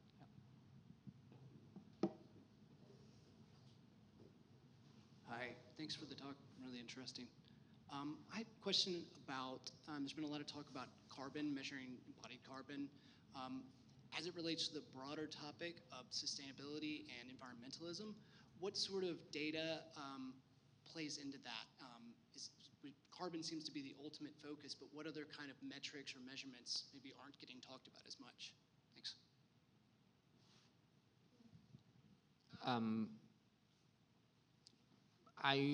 I'm not 100% sure that this answer is going to be accurate, but carbon footprint is considered to be the single validated metric for measuring sustainability. If you look at reports from, let's say, more avant-garde consultancy firms, I'm referring to Buro Happold, to Transolar, to Metabolic, you'll see that there is a lot of focus on water, there's a lot of focus on waste, but those metrics are not validated and they are not international. So I don't know if that answers your question. I mean, in industrial ecology, which is the field that studies how we can quantify these impacts, there are many other things that you can do a life cycle assessment for to track. So you can't, there are exact processes for tracking water, for tracking pollutants, for tracking other things that degrade our environment. But I think for good reason we are in the near term quite concerned about carbon. I think perhaps you're suggesting that if we become so focused on carbon, we will have unanticipated other side effects that are negative. So I think that's a good thing. I don't know if that's what you're implying, but that's a good thing to be aware of for sure. Yeah, it's more of maybe a philosophical question about how we're measuring this. Is it just purely just an efficiency? We need to reduce the carbon and we've solved the problem. Maybe it's incorporating sort of lifestyle and what is actually it's not a quantitative analysis, what is the qualitative effect of our lives? How are we valuing what is important here? Is carbon the ultimate value? Yeah. Yeah, Alejandro and I were just debating this because in in other countries that have embodied carbon regulations, there are rules about dividing by how many years you think the building will be there for, and how can anyone know? And there's a lot of these important questions. Even dividing by EUI, energy use intensity, or embodied carbon per square meter, that incentivizes you to build more than you need so that the number in the bottom is as big as possible, right? So that your overall number goes down. There are a lot of important things to think about there for sure.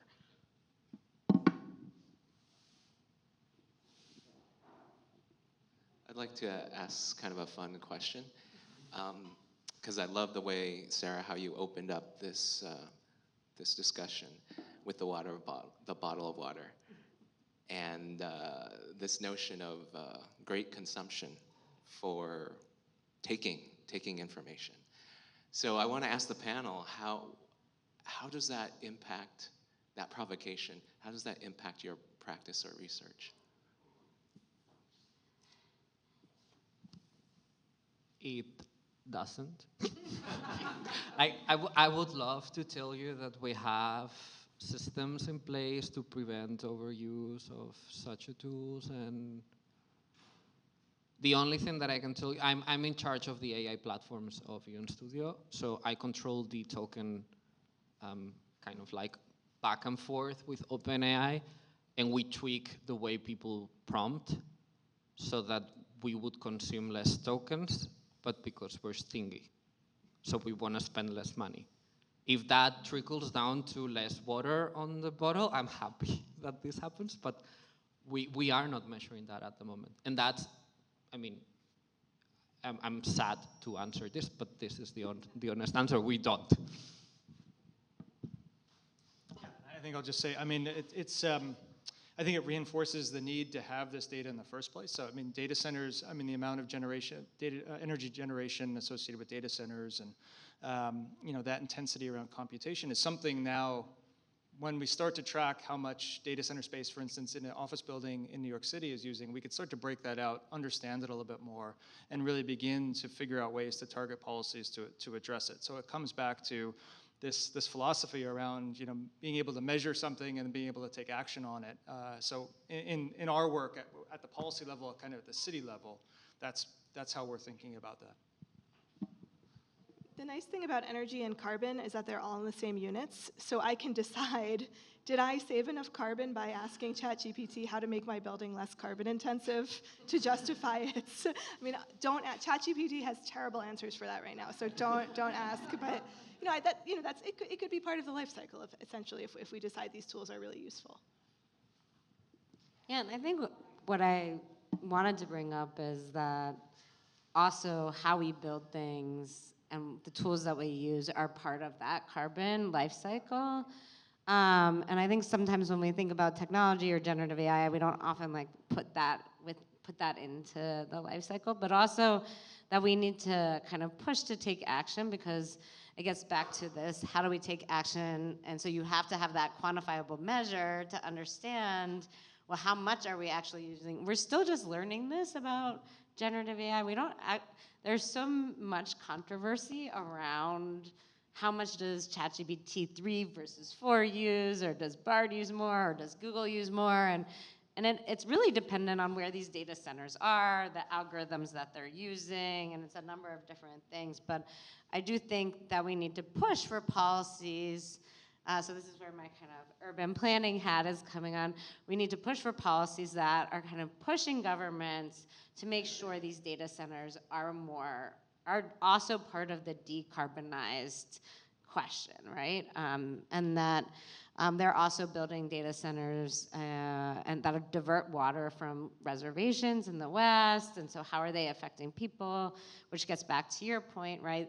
The question of how we're thinking about sustainability, we are very focused on energy right now because it's a quantifiable measure, but the water removal and other kinds of effects of a generative AI are also really important to think about. So it's up to whenever, and I guess another thing that I think about is whenever we develop new technologies, there is yet to have the ethics and regulations, and so it's up to us to push for that kind of change, because technology advances way faster than the kind of regulatory aspects that we can put on it. So if we're all interested, but I mean, I enjoy using these, enjoy is not the right word, I like using these algorithms to think about systems and processes in cities And how can we then just push the envelope to start thinking about the ways to make even the algorithms more sustainable as well?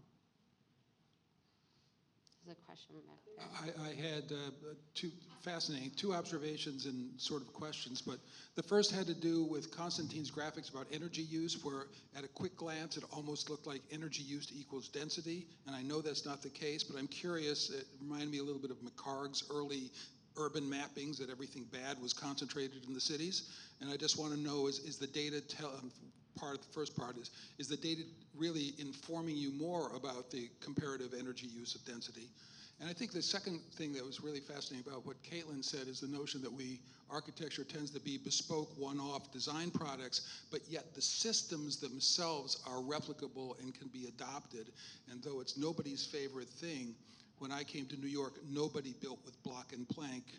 And now tens of thousands of affordable housing units have been built through simple technological craft adaptations of simple materials. And were that able to be done with less carbon intensive things, I think you could get industry to adopt it.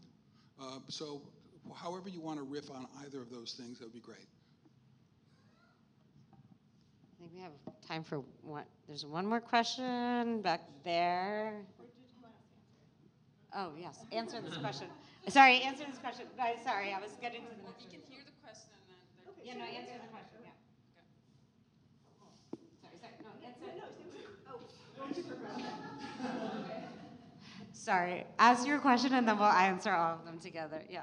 Okay, I was just curious about the life cycle that you talk about in the calculation, because it seems to me like if you were calculating it on different, if you all standardize the life cycle that you're talking about, you'd have a different result if it was a longer life cycle. And so that's in comparison when you look at cities where the buildings are lasting hundreds of years as opposed to these buildings which may be a lower life cycle. All right, both questions. Sorry, guys. All right, I'll very quickly on life cycle. It's emerging as standard practice in many cases to just do what's called A1 through A3, or maybe A1 through A4, which is essentially cradle to gate with or without the transportation piece. So that neglects the entire operational life of the building and its end of life. The reason for that is because there's so much more known. We're so much more certain about the A1 through A3. And it's also typically where the bulk of the at least embodied carbon emissions are. There's a small amount for maintenance and potentially a lot for end of life, but because we don't know the future and it's in a long time, focusing on A1 through A3 saves carbon right now. So that's the philosophy, although you're completely right. Whether it's a good value for society absolutely depends on the lifespan of the building. There's a whole other side of this that's just build very good buildings that have such innate good qualities that people will want to have them around forever, like the Pantheon, right? But that's hard for us to put into metrics because we can't predict what will happen. I don't know if anyone else. There's another answer to that, which is carbon footprint was taken as a unified metric in the Paris Agreement, which means that it was like we all agreed on a unit and we all agreed on targets for specific years. And we have a specific target by 2030, which I don't know about the US, but the EU is gonna miss by 15% minimum. Which means that if we drastically reduce the carbon emissions that we put up front of the building, we are, let's say, putting the weight on reducing the numbers now because we need to meet targets now. And we kind of don't care about how the building's gonna perform on the long term. We're doing a lot of exercises, and I think that somebody mentioned today related with the water infrastructure in New York City and how shocking it is that they keep on planning buildings on floodable area. The Netherlands is doing a lot of exercises on demountable buildings to see how feasible it is to build up front now in places where people want to live, so that those buildings are easy to disassemble and then assemble somewhere else. We have a huge problem, for example, with the expansion of the dikes, because our dikes are not walls, our dikes are mountains. And expanding 0.5 meter of tall of a dike is like 1 kilometer, which means that you need to remove population or you need to expand over sea. So I don't know if that answers.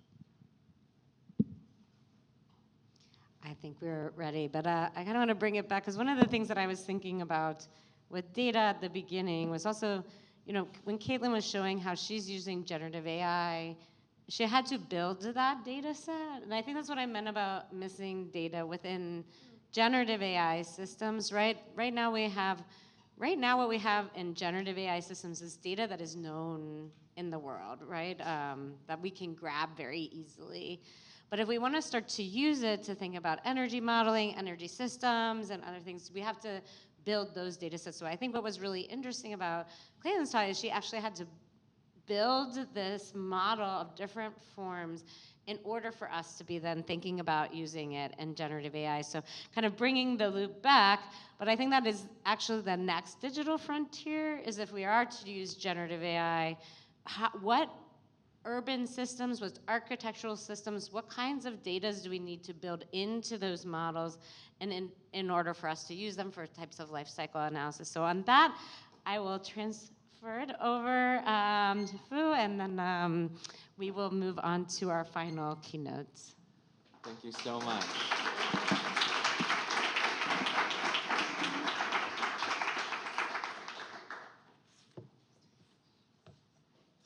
Okay. Oh my goodness. I don't know. All right, it's been a long day, but I promise I'm not going to make you get up and stretch like in the morning. But everybody visualize the refreshment after our keynote. So a reception will follow, and our next talk is entitled Building Climate Strong Communities in New York City, presented by Elijah Hutchison. Elijah is the executive director of the New York City Mayor's Office of Climate and Environmental Justice, helping NYC achieve one of the most ambitious climate agendas in the country. The MOCEJ develops policy and manages programs that advance climate mitigation efforts and prepares New York for the unprecedented challenge of the impacts of climate change while improving the health and quality of life for all New Yorkers. Previously, Elijah led coastal resilience and new greenway initiatives as the vice president for waterfronts at the New York City Economic Development Corporation. Please welcome Elijah Hutchison.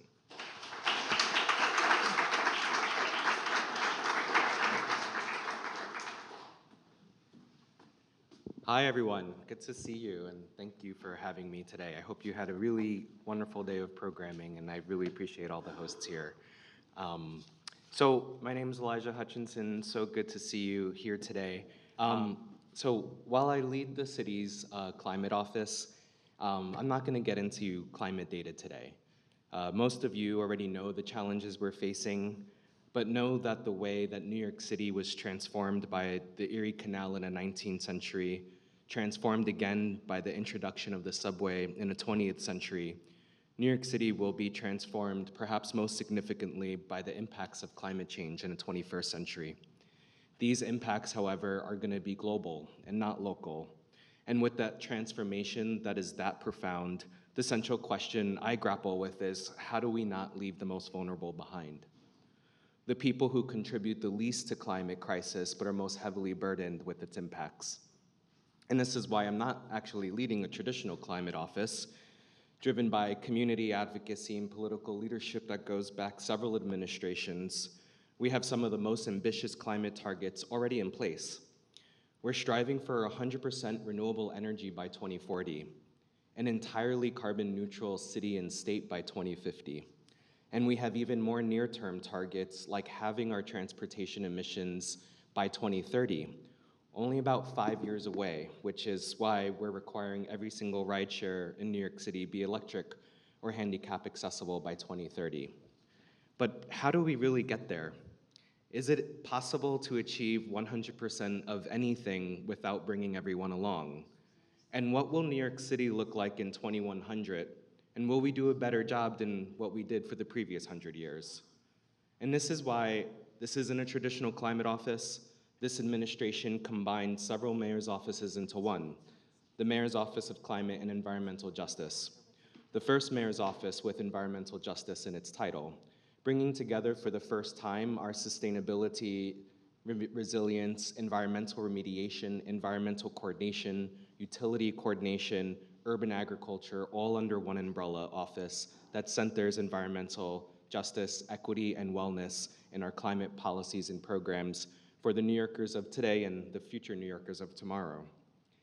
I personally grew up in Greenpoint, Brooklyn, blocks away from the Newtown Creek wastewater treatment plant, just far enough to see it, but close enough to smell it. And in the 1970s, the Coast Guard started to notice signs that oil was entering Newtown Creek. And the Greenpoint oil spill was one of the largest oil spills in the United States. And because of it, there are higher instances of leukemia and cancer in the community. We were contending with noise, odor, chemicals, but we were also contending with heat. I grew up in New York City without air conditioning, something I wouldn't recommend today, especially for our most vulnerable populations. Many of our trees in Greenpoint were cut down because there was an infestation of a beetle that entered our ports in the 1990s, and our local McCarran Park pool was closed my entire childhood because of neighborhood tensions. And though I lived in a waterfront neighborhood, that waterfront was filled with lumber yards, MTA parking, derelict rail lines, and to live in a waterfront neighborhood but never be able to see or go to the water is a symptom of living in an environmental justice community. I had not recognized it at the time, but all of these issues, noise, odor, pollution, lack of open space, walkability, were environmental justice issues.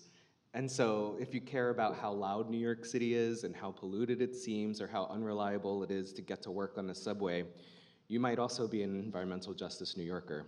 And so that's the orientation in which I approach this work. And we're really in this together. And so our office, MOCEJ, takes a multi-hazard, multi-layered approach to climate change. We look at extreme heat, flooding, open space, energy, waste, food, transportation, buildings, and jobs. And this past spring, we released EJ NYC, first of its kind report, the Environmental Justice NYC report, that assesses historic and present environmental justice issues across the city, which define disadvantaged communities in New York City for the first time. And I'd like to think of it as a map of environmental benefits and burdens that are further being exacerbated by climate change. Our report found that environmental justice areas, according to the state's criteria, make up about half of New York City. More stationary sources of pollution, including peaker plants, waste processing facilities, hazardous waste generators all exist within environmental justice communities, along with more observed health disparities, such as more emergency room departmental visits, and greater exposures to emissions from heavy-duty emissions vehicles, which contribute towards pollution. Along with greater exposure to flooding due to coastal storm surge, chronic tidal flooding, and extreme rainfall, which we are already experiencing and will continue to experience in the decades to come. Along with this important report, we also created a free, publicly accessible EJ NYC mapping tool. I really encourage everyone to go online and check it out. It's been an incredible resource to policymakers, community advocates, and others. But it gives everyday New Yorkers detailed information about environmental hazards in their own neighborhoods and has been an incredible tool and resource for local advocacy and funding. So for example, if you go into a neighborhood and you understand how it's impacted by issues of air pollution, lack of green space, or climate hazards, we have a tutorial on our site. You can actually go and figure out how to use the tool if it's if you would like to use it. And it has over 115 different data layers in it where you can run queries and get more information about what might be impacting you. Today, we're hard at work on a third piece of that environmental justice puzzle, our EJ NYC plan. Our plan will identify the potential citywide and local initiatives for promoting environmental justice and will outline specific recommendations to embed equity and EJ into the city's decision-making processes. We also launched a signature EJ program called Climate Strong Communities, something that we haven't really done before. And it's designed to maximize the federal and historic one-time investments, hopefully not one-time investments, being made in climate justice communities from the state and federal government. And one of our learnings is that we just cannot wait for disasters any longer.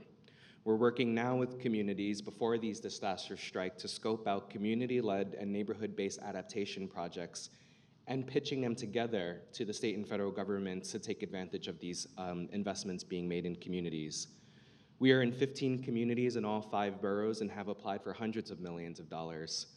And I've been to one of those workshops where we are gathering feedback and talking to people about what they would like to see in their community, and they're very vibrant discussions.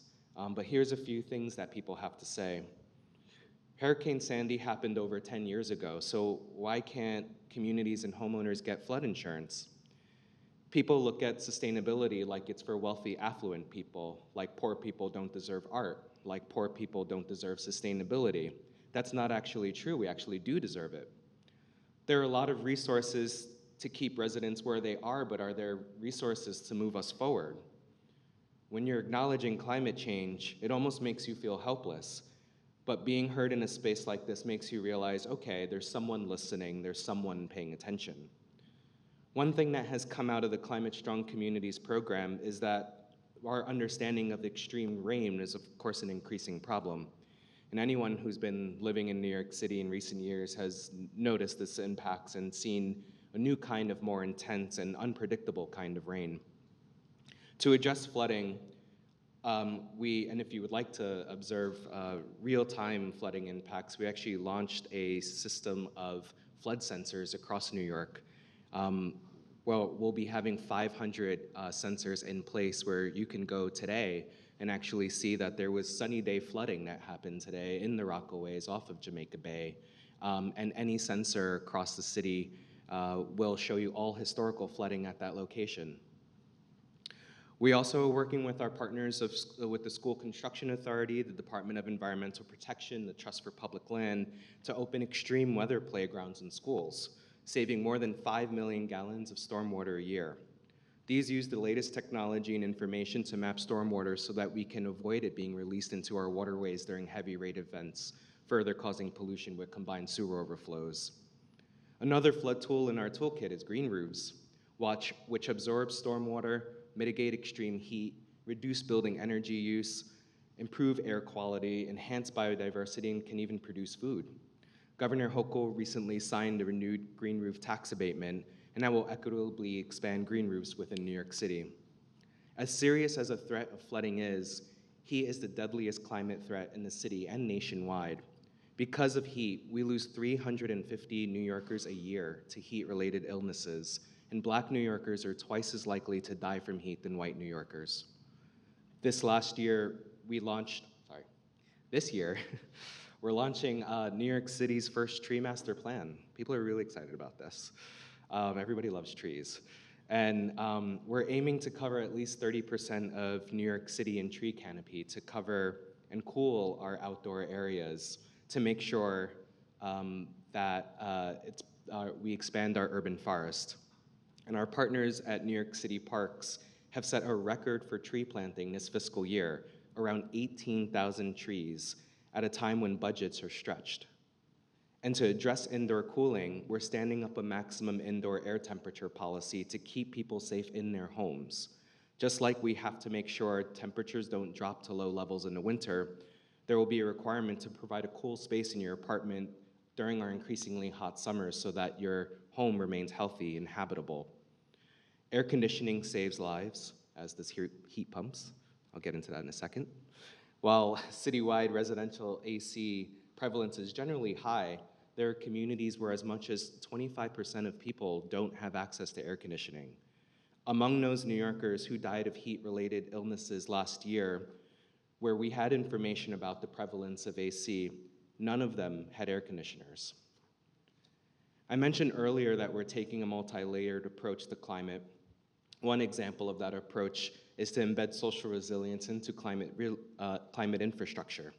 Communities with strong social networks have fewer fatalities when disaster strikes, and the city has a goal of building 10 resilience hubs by 2030.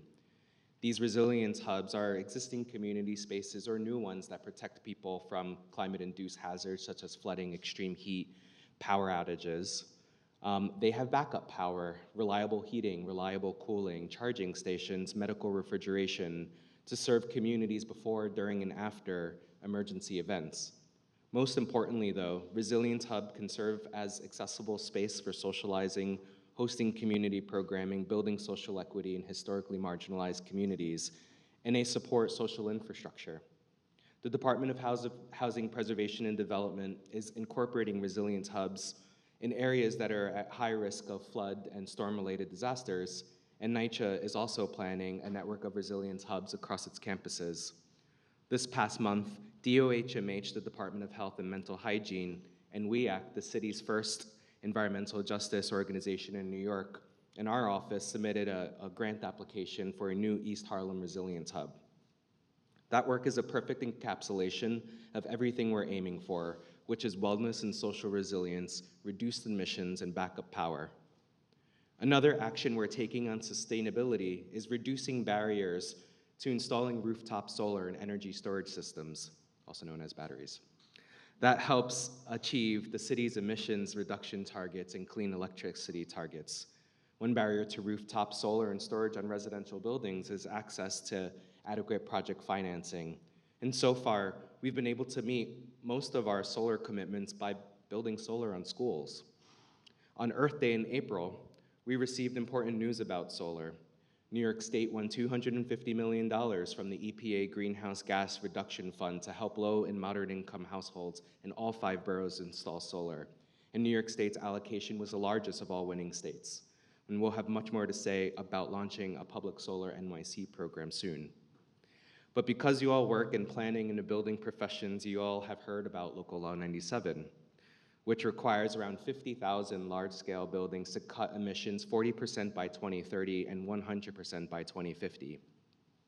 Buildings account for 70% of our emissions, and so we don't have a climate policy, we don't have a plan to attack climate change if we don't address our buildings. But what you might not know is that Local Law 97 was passed as part of the Climate Mobilization Act, or that the council member who wrote that had a son with asthma and lives in a part of Queens called Asthma Alley because of the pollution related to nearby power plants.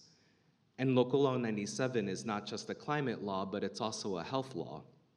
It's expected to reduce emissions by 6 million tons, but it's also expected to avoid 150 hospitalizations per year, preventing 50 to 130 premature deaths per year. And it's creating 141,000 jobs in the New York City metro area. For anyone who's going to be in New York City on October 16th, we're actually having an event with the New York City Accelerator, which is our one-stop shop for building owners, building operators, and anybody else who wants to learn how to be in compliance with Local Law 97 at John Jay College. So please check that out. It will provide practical knowledge and resources for how to be in compliance with Local Law 97, but please check out the New York City Accelerator. You may not know that New York City government operations are also subject to Local Law 97, and in fact, we have even stricter targets than the private sector. That's because we're trying to lead by example. And we look at our parks, our schools, our government buildings, and our fleets for opportunities. Overall, over the past decade, through targeted investments, efficiency measures made by the city, municipal buildings has seen an 8% reduction in energy consumption. And city government has reduced emissions from its operations, including emissions from buildings, fleet, wastewater treatment plants, and solid waste by over 25% since 2006. This means 14,000 energy conservation measures across 2,000 government facilities, leading greenhouse gas reduction equivalent to removing 80,000 cars from our road. And we're also advancing climate resilient design guidelines. Using the latest climate data from the New York City Panel on Climate Change, we're incorporating that into all of our city capital planning and design projects moving forward, required for everything by 2027. Nearly all city capital projects must meet a stringent set of design requirements to achieve compliance, preparedness for extreme weather, and a changing climate. There are currently 23 city capital agencies participating in the pilot, representing over 40 projects across the 5 boroughs. And over 40% of the projects being advanced under this program are constructed in environmental justice communities. And because 1 in 16 New Yorkers lives in NYCHA, we are working for a just transition and also working with them to install over 10,000 window heat pumps in NYCHA units. Heat pumps provide much more efficient cooling and heating from a single unit, which is 4 times more efficient than traditional equipment like boilers. And as we develop heat pumps, it will reduce or eliminate many of the cost drivers involved with heat pump installations in resident-occupied apartments. We also manage the greenhouse gas inventory for the city. We currently have 4 different inventories we track depending on how you cut the numbers. And when we look at greenhouse gas impacts of buildings, it's important to not only look at the emissions that come out of them in operation, but the emissions that come from out of construction, and that's the embodied carbon. According to C40 Cities, the construction sector alone is responsible for more than 23% of global greenhouse gas emissions. The construction sector alone is responsible for 23% of global greenhouse gas emissions, more than 30% of global resource consumption. That threatens to put the world on a fast track towards a rise of 3% degrees Celsius or more, far exceeding acceptable limits. To address construction emissions in 2022, Mayor Adams signed something called Executive Order 23, directing capital construction agencies to work to reduce embodied carbon 50% by 2030 in all new building construction and all major retrofits. Embodied carbon is the carbon footprint of a building or infrastructure project before it is operational, and the carbon produced during its maintenance and demolition. Last week, New York City signed on to the C40 Clean Construction Accelerator, which commits the city to take actions to lower embodied carbon citywide. Fossil fuel burning construction equipment emits pollutants such as carbon dioxide, nitrogen, sulfur oxides, carbon monoxide, and particulate matter that endangers people's respiratory health on construction sites and in surrounding neighborhoods. And this equipment also contributes to neighborhood-wide noise pollution, which affects the health of construction workers and residents alike. To tackle the problem, I want to make a very special announcement today. You're all the first to hear about this announcement, and it's important for us to do it here with Reenergizing the City. In partnership with C40, New York City is forming the North American Construction Equipment Coalition, a group of cities that are committed wherever possible to use clean construction equipment on city projects. In addition to New York, we're building this coalition that consists of other cities like Austin, Montreal, San Diego, Philadelphia, Boulder County, and Los Angeles, along with multiple industry partners, including AIA New York, AIA New York, the Green Building Council of California, the Sustainable Purchasing Leadership Council, Consigli, and the Building Trades and Employers Association, and the Carbon Leadership Forum. There is rolling admission into the coalition this fall and winter, and we welcome interested cities and organizations to join our effort for clean construction. Fossil fuel construction equipment emits pollutants and noise that endangers people's health on construction sites and neighborhoods, and this coalition aims to cut air and noise pollution, improve quality of life, because electric construction equipment decreases localized air and noise pollution, as well as increases greenhouse gas emissions. Other global cities use electric equipment, but North America market is nascent, and especially when compared to Europe, where some of these tools are already available.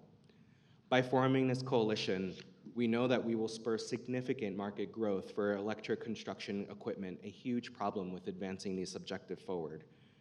And we know that cities can move the markets when we all work together. The signatories of this coalition will spend over $13 billion on construction, which illustrates our potential to spur significant market growth.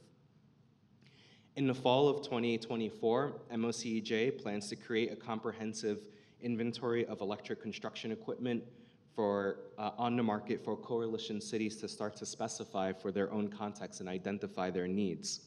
The coalition will meet with suppliers, manufacturers throughout 2025 to discuss the commitment, the status of the market, and forward-looking implementation of piloting opportunities for electric construction equipment.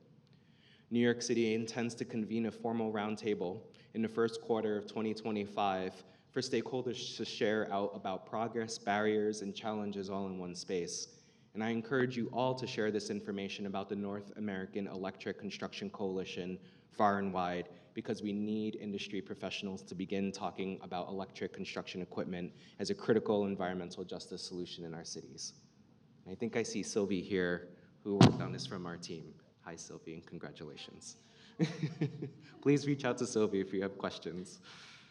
As we advance environmental justice in our city, we're always thinking about how to educate people in the spaces and places in which we live, work, and play, to to keep us safe from climate threats, and to share crucial information about what's happening today and the future. We work very closely with New York City Public Schools. New York City has the largest public education program in the country, and we need to build the climate leaders of tomorrow. I'm proud to say that last year we launched climate education in New York City schools and climate action days for our students, where they get to learn more about climate issues. More than 500 teachers attended an institute last February in Columbia. They had to turn people away. 700 teachers signed up. 200 teachers couldn't get through the door. I got to speak with the teachers and was inspired by their energy and enthusiasm, as well as the students who were pushing for requirements for statewide climate education at all grades and all levels. And I want to tell you a bit about climate education because I'm also a New York City public school, high school graduate. From middle school, I went to middle school in Williamsburg, IS 318. It's the same middle school that Jay-Z went to, but I don't know, I was different. Across the street was a tire dump where trash and rubber was burned. My earth science teacher and a team of other teachers, administrators, and students made it into a community garden in the late 90s. Fast forward to the night before my appointment by Mayor Adams to MOCEJ, I was inside of the Brooklyn Navy Yard and ran into that same earth science teacher, Mr. Arezzo, who helped build that community garden with me when I was in 8th grade. I told him what I was doing, and he was so proud, and he's still educating students at the Harbor School. And with our climate education programs, we're trying to build those kinds of relationships and those kinds of partnerships like the one that I had with Mr. Arezzo, which shaped me into the person I am today. So I encourage you all to be climate educators, whether you live in New York City or elsewhere, and to bring back your climate knowledge and share it wide. So thank you so much for having me here today.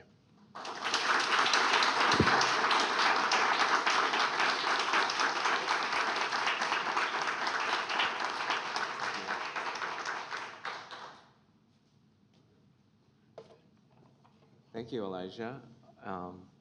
It's really great that you energized our day with the element of compassion. Thank you so much for your dedicated work for our city. And yeah, that concludes our conference, Re-Energizing the City. We hope you enjoyed the day's conversation and renewed energy and inspiration. Thank you for making the time to attend this year's joint conference. Please join me in a round of applause for all of our speakers today.